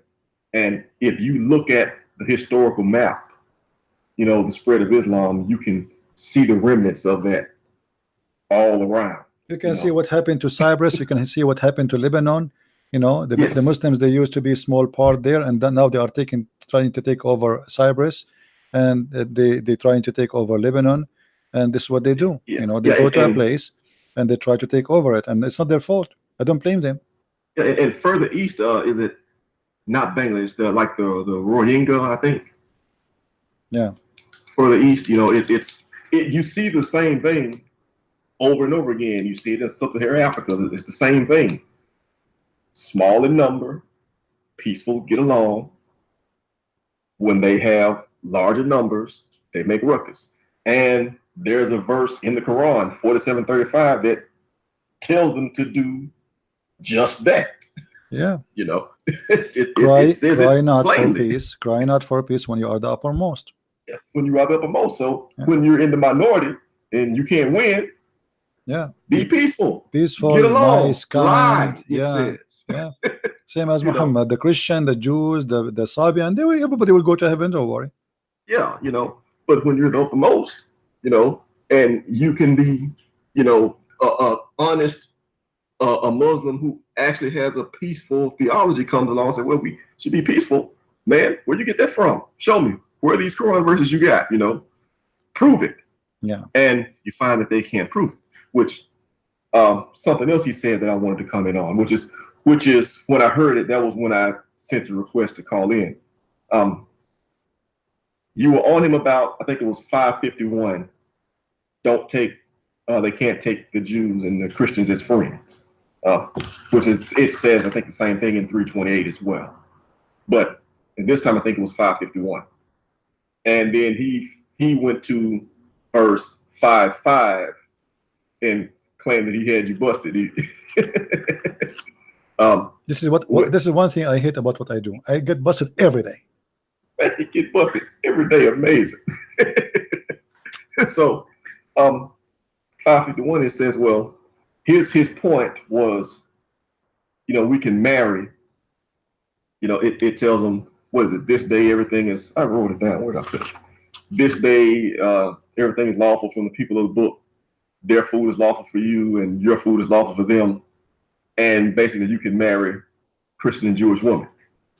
Okay, well, if you can't, for those people listening, if you can't tell from my voice, I'm black.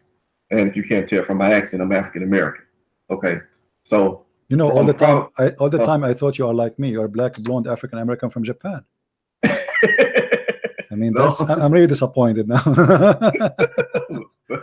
Black, blonde, African American from America. But probably closer to subjugation than most people that's listening.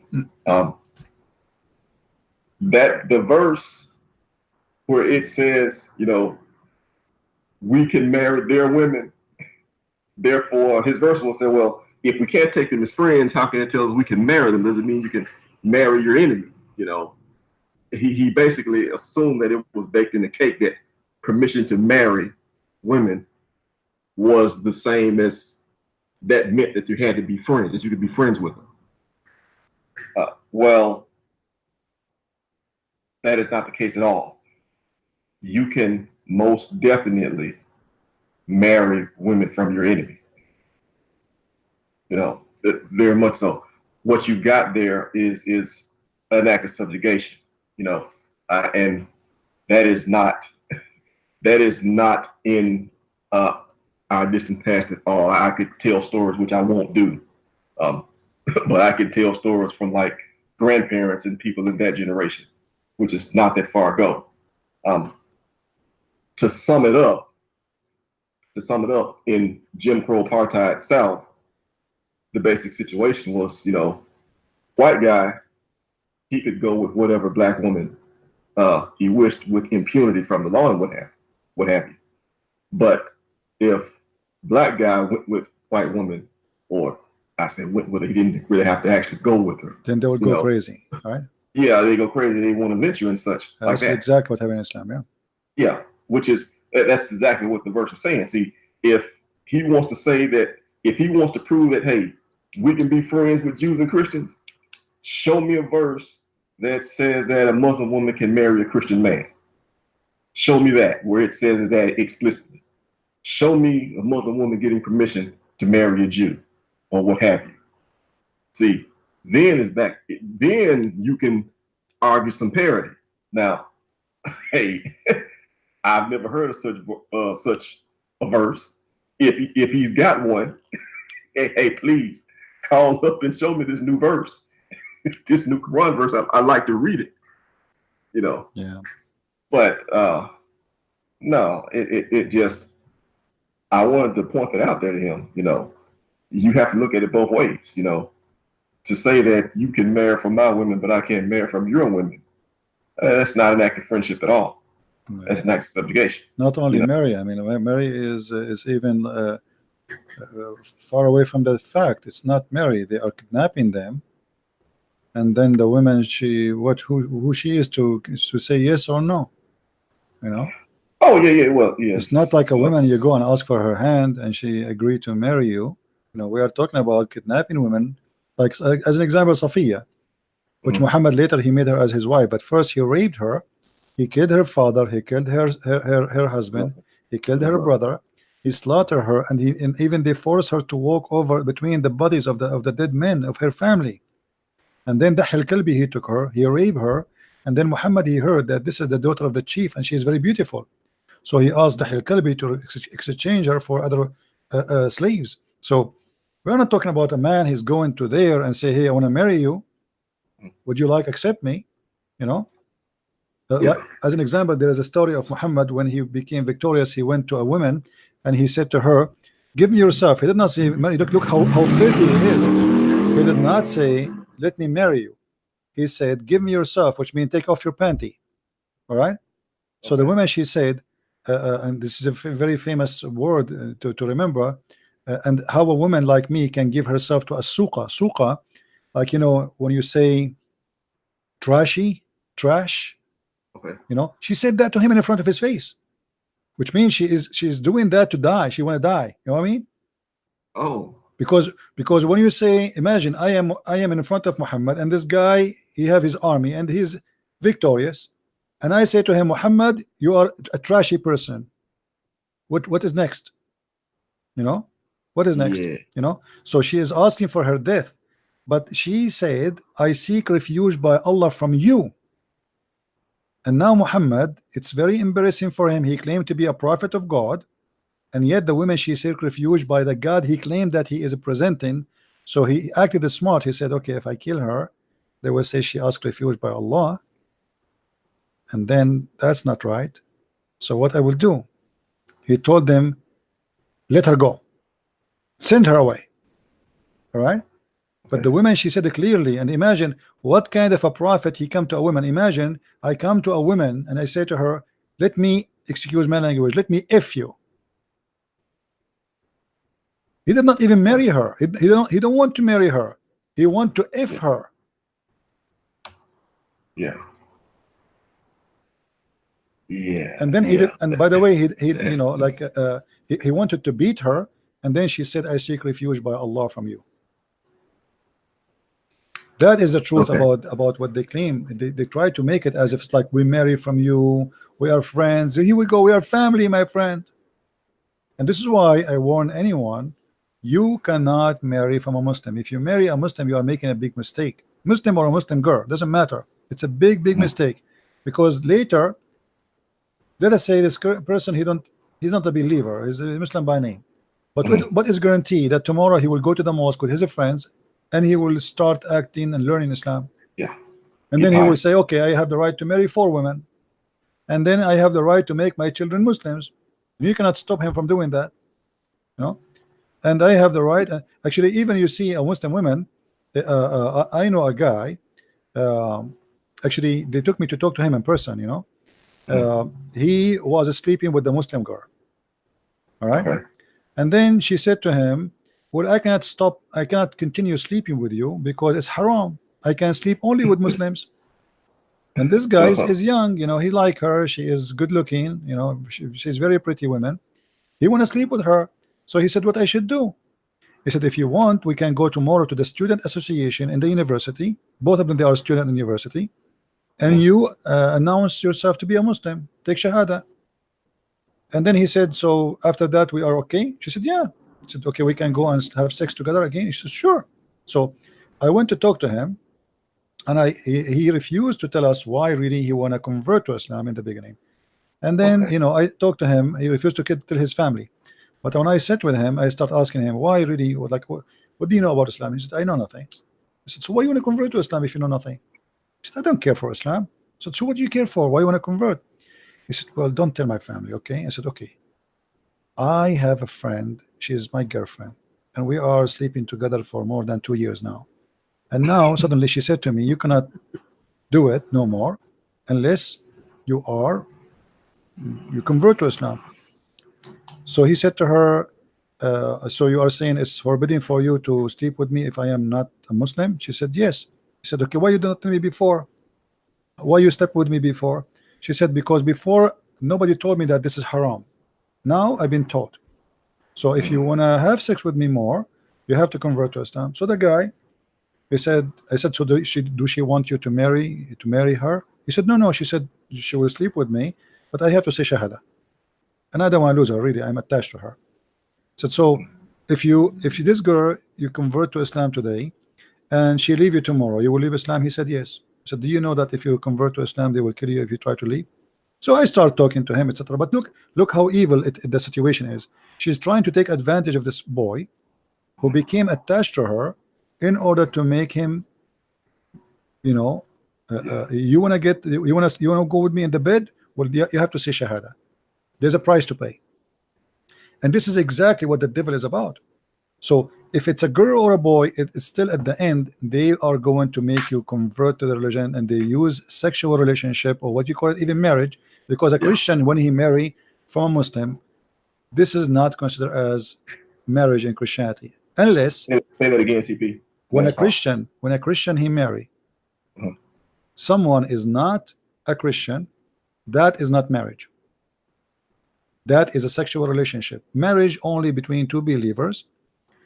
Only if you are a person who used to be not a Christian and you married before you became a Christian to a woman, she is not a Christian, that is accepted, because God don't want you to destroy your family. All right, but you don't go and marry a woman, she is not a believer. You don't go and marry a man, he is not a believer, because darkness and light cannot be under one roof. You know, there's a big confusion will happen, big destruction, and it's wrong. Yeah, well, yeah, that'll make a mess.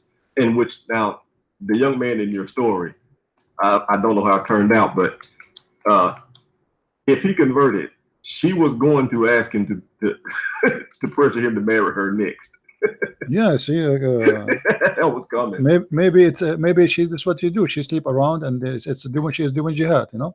So, but anyway, the guy, he did not convert to Islam, but he is not a believer anyway. I mean, he is not a Christian. I just try to help him, feeling sorry for him. He is just under the influence of sex, you know. Right. Well, and then when I went to his room, you know, like I said, when I start talking to him, his family came. In the beginning, his uncle brought me to his house. The uncle did not get in. He said, you want to talk, you know, can he talk to you, you know? And he know me from before. So I went inside his house, but then some of his family came. So we went to his room, and you should see the picture of the Muslim women in his wall. He have big pictures of her naked, totally naked, you know. And he said, why you have those pictures? He said, oh, this is her. This is her. You know. So she is totally naked, wearing no clothes, and suddenly she is talking about halal and haram. And she said, so do she come here and visit you and your family? He said, yeah, she sleep here.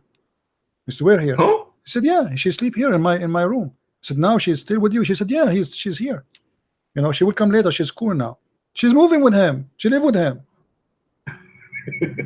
You know. So and I said, and I told, you know, he told his family that in the beginning his family did not like her to move in, but he said, I'm not going to go to school unless you allowed her to be with me. So he's like forcing his family to accept her to be with them.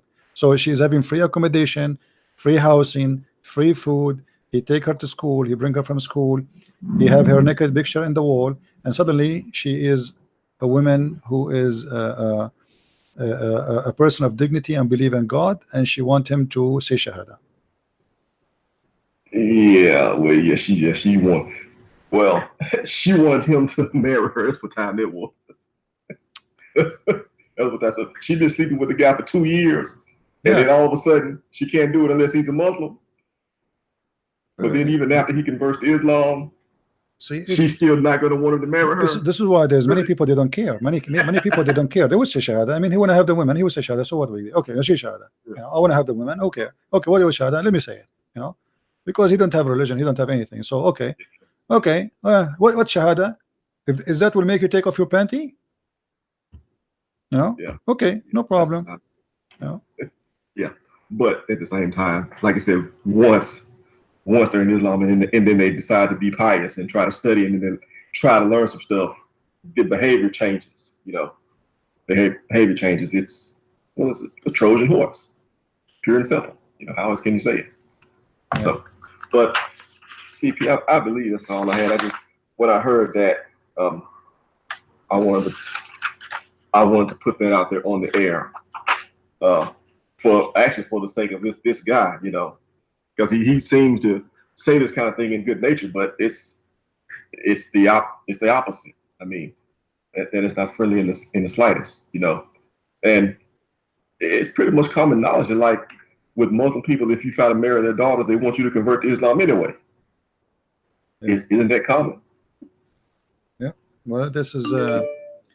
I mean, you learn more and more from stories, and many of them are stupid stories. People don't care. People just want to get have sex, free food. Yeah, they're ignorant. Yeah. But that still makes a problem for the rest of us, because they make mistakes, and this is what make my life harder, because the first thing I face when I do what I do is ignorance. Even Christians, they attack me, because of their ignorance. They say to you, you are not being loving Christian when you do this way. I mean, why you are doing that? They insult you. They say to you, you're not being Christian by doing that. Did you call this guy stupid? You see, the Bible says the one who don't believe in the true God is stupid. What's wrong with that? So the problem is you try to save their kids. Okay. They don't want you to be around because simply you are not being good Christian. But when something wrong happened, they call me, please save our child. His family, the family of this guy, they don't like me because of what I do. You believe it? But right away, when this happened to their child, they called the father. He called his brother-in-law. He said, please, can you call your friend, the guy who, maybe he can. Right away, I am the one who will save their son. But always, I am not a person they like because of what I do. But when their son is going to convert to Islam, suddenly, CP, please, CP, and then his mother, she want to give me a gift, and his father, please, name anything you want. I said, no, I'm not here for you or for her. I'm here to do what is right. They said, no, anything, just name a gift, you save our son. I said, I save no one. Just thank you very much. Take care. So yeah. They make fun of you for doing what you are doing, but they will remember you. It's like like carrying a gun. Yeah, like the story of the carrying the gun is the same story. But I mean, it's like somebody want to teach you how to swim and say to you, there's a flood of Noah is coming. So they remember Noah only when the flood come, but nobody want to believe Noah that the flood is coming. Yeah. They wait until the flood come, and then it's too late. And this is why I encourage people here to share the knowledge about Islam with their children. Don't wait. They go to school, they meet others, people, they fool them. Even those who they are called liberals, they are spreading Islam. You will see an actor saying Islam is a peaceful religion. Actors, they are promoting Islam. So we have to be vigilant, and we have to be careful, and your child is going to be exposed to many bad things in life.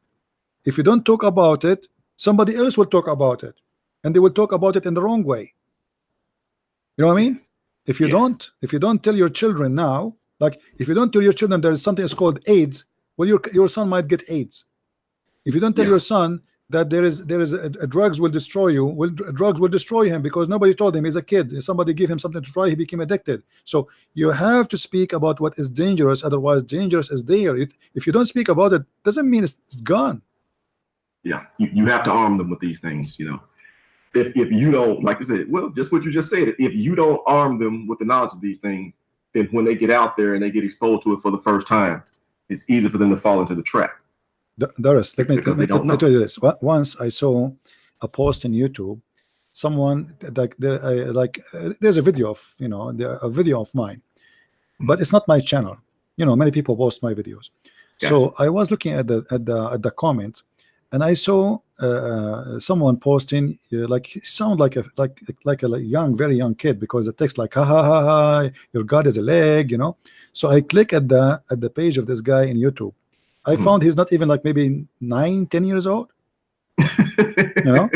So imagine now a 9 years old can get Abdul busted because what we do.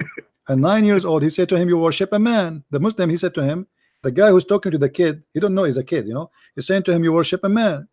The Christian boy, he said to him, ha ha ha ha, you worship a leg, Allah is a leg, ha ha ha, you know. I click at his page to see why he's talking like this. I mean, it's very childless, and he's a kid. He's just a kid, you know. He's literally a kid. He have like games for cartoon in his YouTube channel. He have a video of him how to play this game. So the same kid, like, he's there, and he is just a kid saying to the adult Muslim, your God is a leg. So because of what we do, this child cannot be deceived, you know. Like, we gave him the flu shot.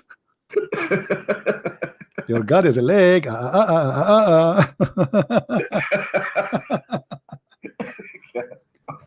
was saying, what kind of a Christian is Christian? Why is he talking like this? He's like a little boy, but he was a little boy, you know.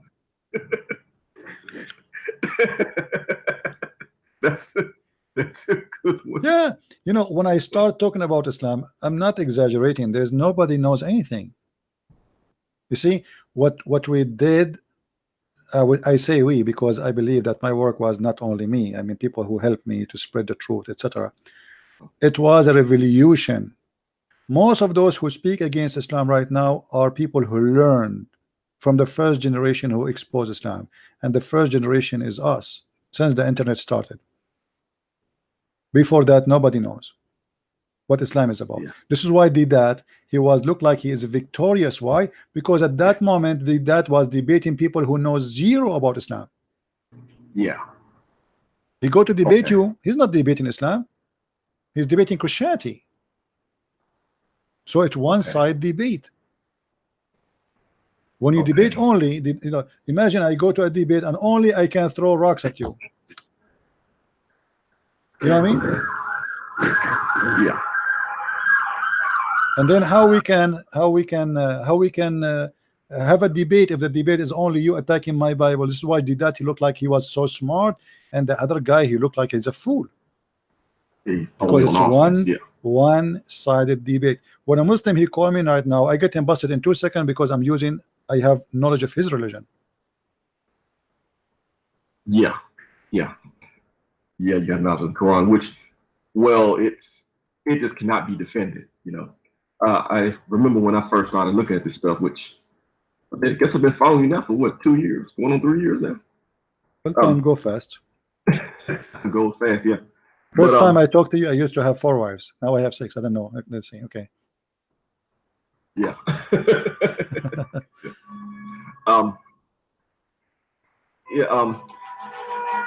When I first started, the thing that struck me, Christians are so eager to go on defense, you know, and it is possible for a Christian to stay on defense of the Bible and Jesus and such like that, and still win technically on points, because the Bible, Christianity can be defended. Whereas when you see the reverse, if you ever see a Muslim go on defense of the Quran, it's like a horrible, horrible defeat, you know, because Islam it cannot be defended at all, you know, and it's just not a defendable position. But I can see your point about D-Dot, because I've seen those clips look like they were what, the 80s, was it, when he was debating? Because they had those suits in the church with the big collars that they would wear, you know, on top of the jacket. Yeah. You know, it seemed like the 80s. So you didn't have any internet and things like that. I remember in my lead up, back before I made a conscious decision to study Islam, you know, and before I found like your channel and Shamoon and Wooden and Shabir Ali and all those stuff, you know, all the stuff that I look at. I read an article in the USA Today, and the guy was talking about the changes in Islam. And he said, well, when I was a kid, you know, you had to walk for like, he said 30 minutes, 30, 40 minutes to get an Islamic law library, you know, because simply like the Hadith collections and things like that, you didn't have them. You couldn't read it. They were only at a law library, and you had to, it was hard to get there. It wasn't readily available, you know. So I saw that and I speculated, and I guess I'll ask you for confirmation in a second. But it seems like what we have is a lot of people who are simply ignorant of their religion, more so than what we even see in the West, I guess I should say, because they just don't have access to the books and things like that. And tradition just fills in. Would you say that's an accurate assessment? Well, you know, I believe everything in this world is based in individuals. And you see, even for us as Christians, when we look at God, we see him as we have a relationship with God, right? Right. It's not like a format and that's it. So every one of us have his own relationship, and that I believe the best way to look at anything in life, to look at it as an individual look, not as a general look. Everyone, he have his own vision, his own way to deal with things, even with the problems, even with happiness. Like when you get happy, you do something. When somebody else he get happy, he do something else. There's some people when they get happy they cry. Correct? Yeah. But why you're crying? I'm happy. Okay, I got you. So he's a kind who cry when he is happy. So I don't want to generalize things, and I don't want to give an opinion about things should be done in a certain way. And this is why when I deal with Muslims, each one of them for me is different. Each one of them is unique. But all of them for me, I know that because they are Muslims, they would do their best to lie to me.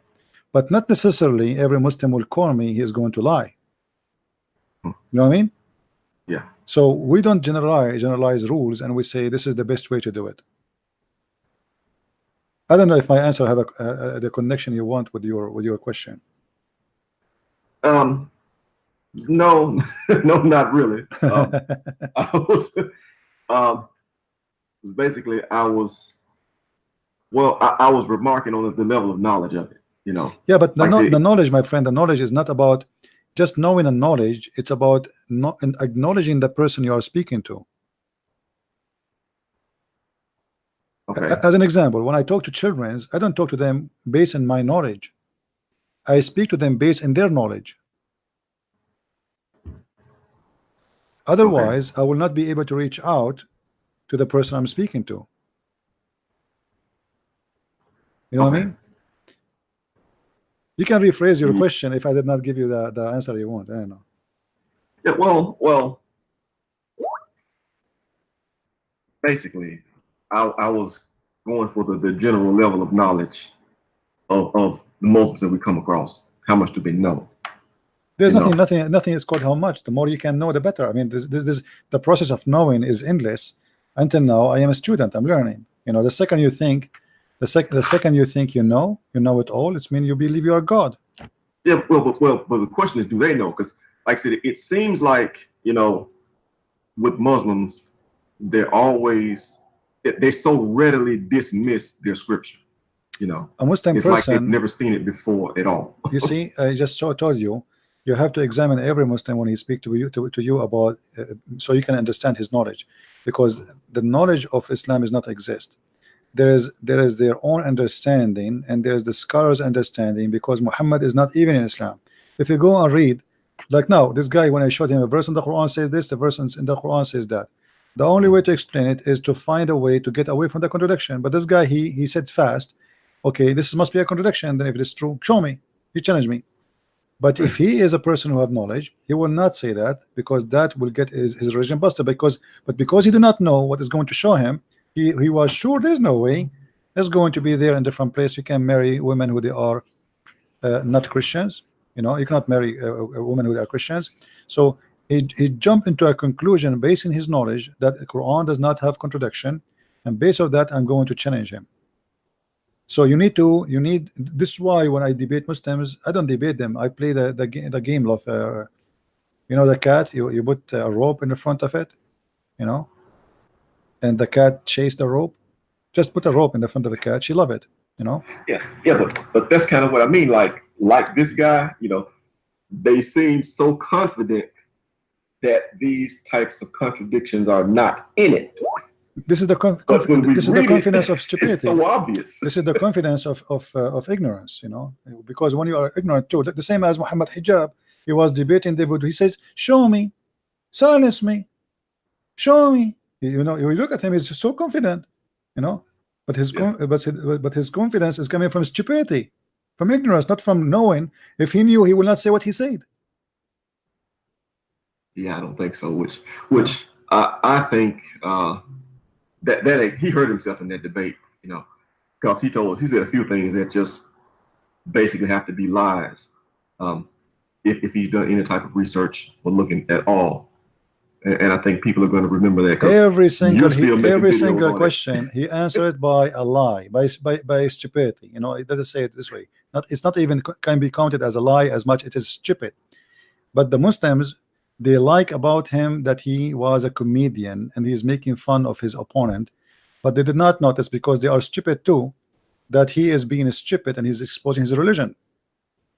You know, when David Wood, he says to him, well, if you don't work, you know, like, okay, if it's impossible for a man to be God, you Muslims, you collect the spit of your prophet and you wipe it over your face. What he said? He said, okay, so are you saying if somebody spit, he's God? Okay, okay, I'm God now. What is this? What is the answer for the question? Why you Muslims? He is asking you, if Muhammad is just a man, why you collect his spit and you color your face with it, you paint your face with it. This is not about if he is a spit, he's God. You are collecting his spit, you are fighting over it. Right, you know, right.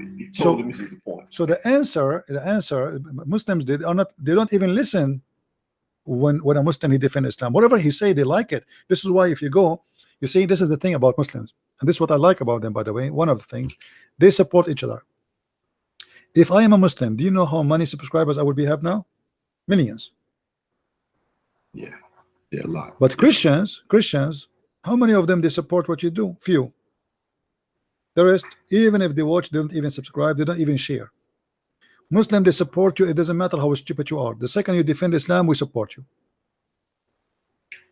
Doesn't matter who you are. Even if you are a donkey with big ears saying stupid things, as long as you defend Islam, no problem.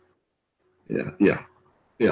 But like now with the job, he acted a clown. You know, he acted a clown. He made some mockery of David, tried to mock David and things like that. You know, and that'll show him up for the type of debater he is. But I'm thinking more like the thing with Elijah. Emmanuel means God with us. Elijah means God with us. Okay. So where did that come from? You see that he could not have looked that up. You know, that just had to be a lie. You know, what else could it be? So I think it's one thing when you look childish, because he's a young guy. You know, so I think a young person can get away with a certain degree of childishness. I think somebody who doesn't know and is unlearned, he's a man, can get away with he's a man. He's what young guy? I mean, he's like in his 30 now. Is he that old? Well, he is in his 30. I mean, what if you are not man in this age? When you will be man then? Is he 30 years old? What he is then? I don't know. I think he is in his 30. Okay. You know, and the guy, he was a teacher in school, and even they kicked him out from his job because he was doing wrong. Supposedly he was teaching violence. You know. So they kick him away. He lost his job, and now he's trying to find a source of income. This is why after the debate, less than 8 hours after the debate, him and his nurse Ali Dawa, they made a video asking people, we want brothers, sisters. There's 2 billion Muslims. There's 160,000 Muslims in Islam, brother. Why? Not because Islam is wrong, brother, but because they have wrong understanding, brother. Brothers, support us. Dua are the one who defend Islam, brother. So they want to take the benefit right away. They collect the benefit of this debate because many Muslims, they thought that he is the winner. So now what the benefit? Donate for us. So they are asking every Muslim to donate £100, and they want 500 supposedly. But you know, you cannot control the number, right? The second you ask for 100, it's not going to stop with 500. God knows how much money they will collect. But even if it is 500 only, that means £50,000 a month. Yeah. Yeah, that's a lot. And why right away after the debate? Imagine each time, like now, I was debating this guy. I say, hey guys, please, I want £50 a bomb, brother. Then we are defending that. Obviously, it's a business. Yeah. I want to take advantage because now I proved myself in front of you that I can debate. But the fact they did not debate. It was a joke. Yes, But this is the purpose of this. What they do? It's money. It's not about you see. He did not answer anything. He have no knowledge of anything. He was just making a mockery. And few hours after the debate, he made a video with Ali Dawa asking for £50,000 donation. Yeah. Well, now I guess now if you're going to try to use it as a fundraiser, it's best to do it immediately after. Yeah, before the internet has time each time I get the Abdul busted, I should ask for £50,000. Well, I mean, if you're going to run a scam, okay, if you're trying to run a scam, it's best to try to collect the money before you get exposed. Yeah. You know, because like I mean, you've been laughing about that video, about that debate ever since the next day. Like how priceless it is, you know. Always, if you want to ask yourself a question. If somebody is so confident of his knowledge, why they don't do what I do? Open sky, people call me. You know what I mean? Yeah, any question? Yeah, because I say this much, man. You put in a lot of work, man. Yeah, when I open my Skype, can I predict what the question will be? No. A Muslim call me. He can surprise me with things I never maybe heard before. This is a big challenge, right? This is a huge challenge to have the courage to say, I can answer you, call me. They cannot do that because they don't know what they are talking about. Like this guy, he is a speaker corner. He labeled himself as a speaker corner, but what speaker corner you are? He know nothing about Islam, and the rest of them is the same. But it's to do what you do, man. That's a lot of study, a lot of years. I mean, I'm not ready to say that just because a person can't do what you do, that he's an idiot. I mean, yeah, that's just a lot. I mean, to say, call me, ask me about everything, you know, and to make up any kind of dumb topic, you know. Say to me 3 words, and I will give you a story. And you know, pick a verse from the Quran that you think is accurate, and we'll see. You know, that's a lot. I mean, I'm not trying to just blow smoke at you, but that's a lot. That's not free. You know, I only know you online, but I know you put in a lot of study for that. You know, that is a lot of time, a lot of reading, and I can't even listen. You're broadcasting, okay? I'm on the other end trying to listen, and I can't keep up with all the video that you put out. So everybody just can't do that. I mean, well, I do my best, my friend. I feel guilty when I don't when I don't do. Like you see, when I go to Asia, sometimes there is no internet, etc. I really feel guilty. I really feel guilty. But you see, I do my best, and the Lord is my witness. I do as much as I can, and even after I do as much as I can, I still feel I did not do what I should do. You know, because time go fast, and sooner or later, this guy, his name is a Christian Prince, he will die. That's a must. So I want to do as much as I can before I die, so I will leave for generation to come what is going to be enough for food of education for them, so they will not be misled by such a stupid cult. And this is why we keep saying, please download, guys, download what we have, because this guy is here today, tomorrow is not. I'm giving you a free education, no charge, free school. Take it, save it, publish it, read it, make a video of it, put it in your YouTube, get more subscribers, even more than me. I'm not a person working for himself. I don't care if you have a more you know, just let us do something for the sake of humanity. Even if you are not a Christian, even if you are an atheist, even if you are a Buddha, Islam is a cult against every human being. It is dangerous. We are not just debating about if God exists or not. We are not debating about if there's God who want to give us vagina in the heaven. We are debating about God who believe in killing you and killing me and killing everyone who don't believe in him. That is involve your security. That's involve your human existence. That involve your future. That's including your your security of economy. You know, USA and China and Europe and every country in the world spend trillions of dollars every year just because of Islam. Security for the airports.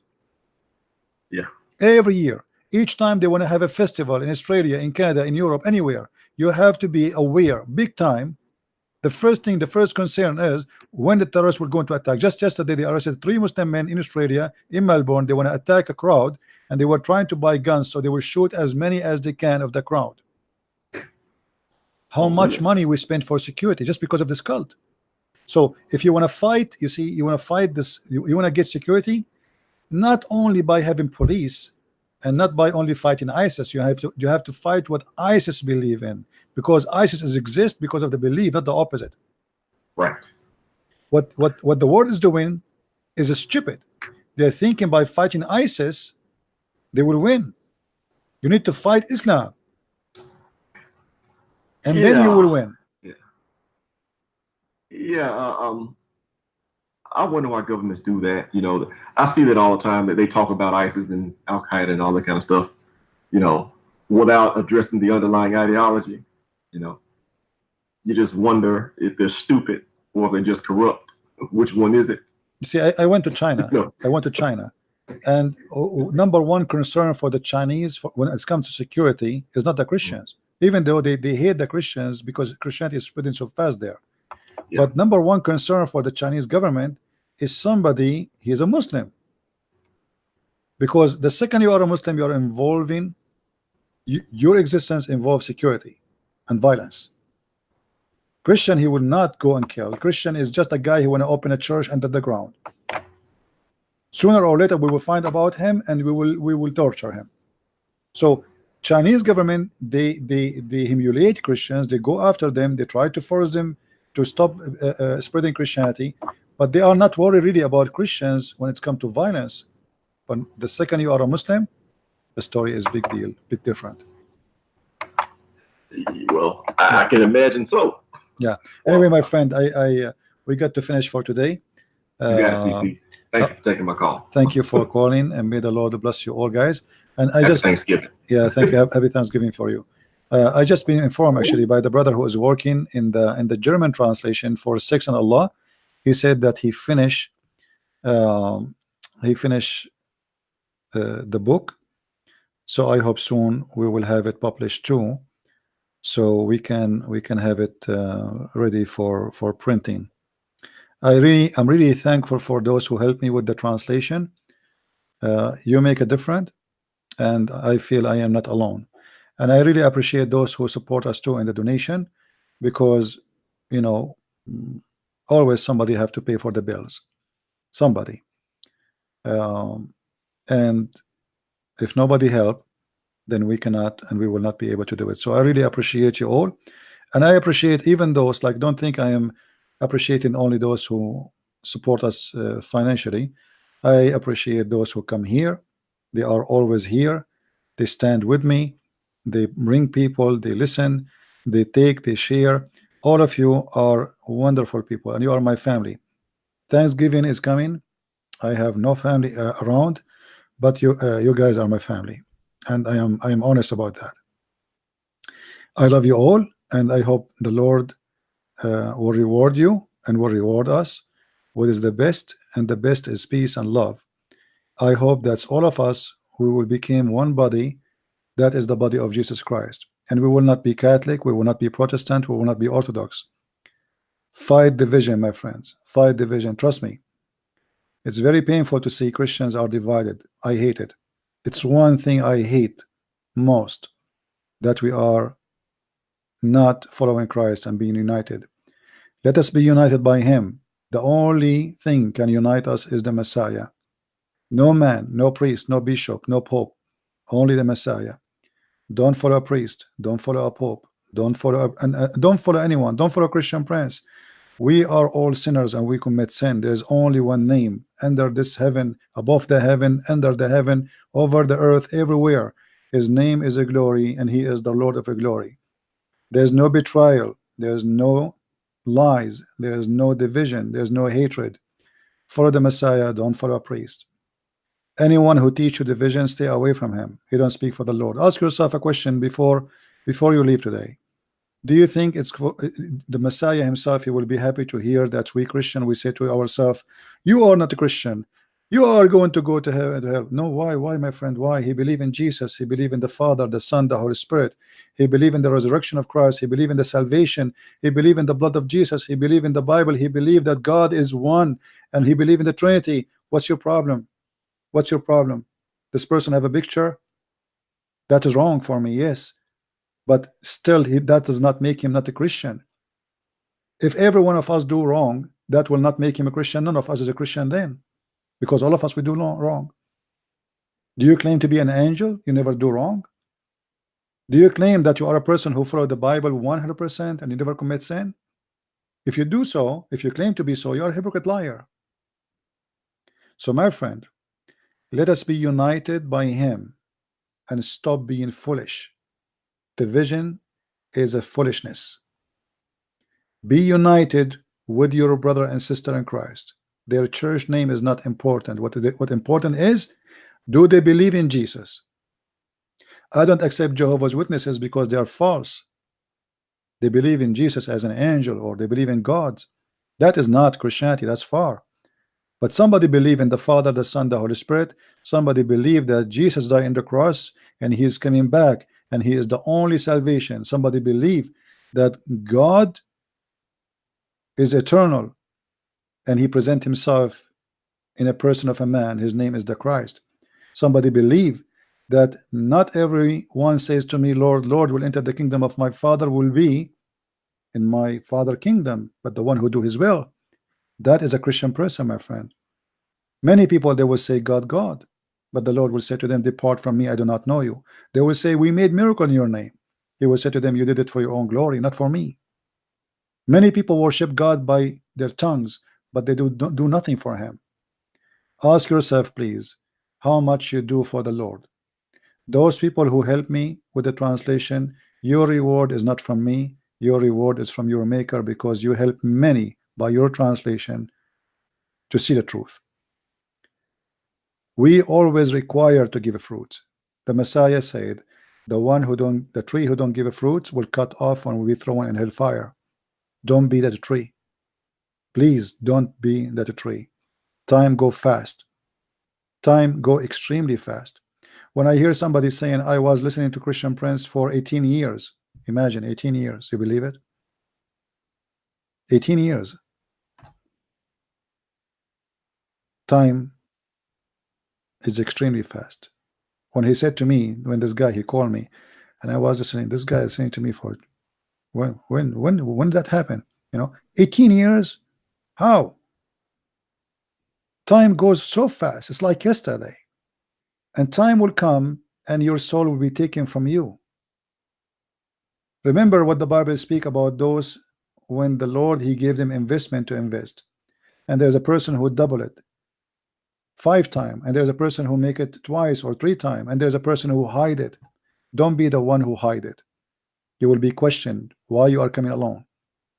Why you spent 70 years living in this earth, but you did not bring one person to Christ. What you were doing? You were eating, drinking, sleeping, dancing, going party, working, making money. Bring someone to Christ, my friend. Bring someone to Christ. How you can do it, this is your business. I do my part. Do you do your part? Thank you for being here. May the Lord bless you all. Christ is Lord and Islam is false. And I will see you soon again. Thank you and God bless. Take care. Bye-bye.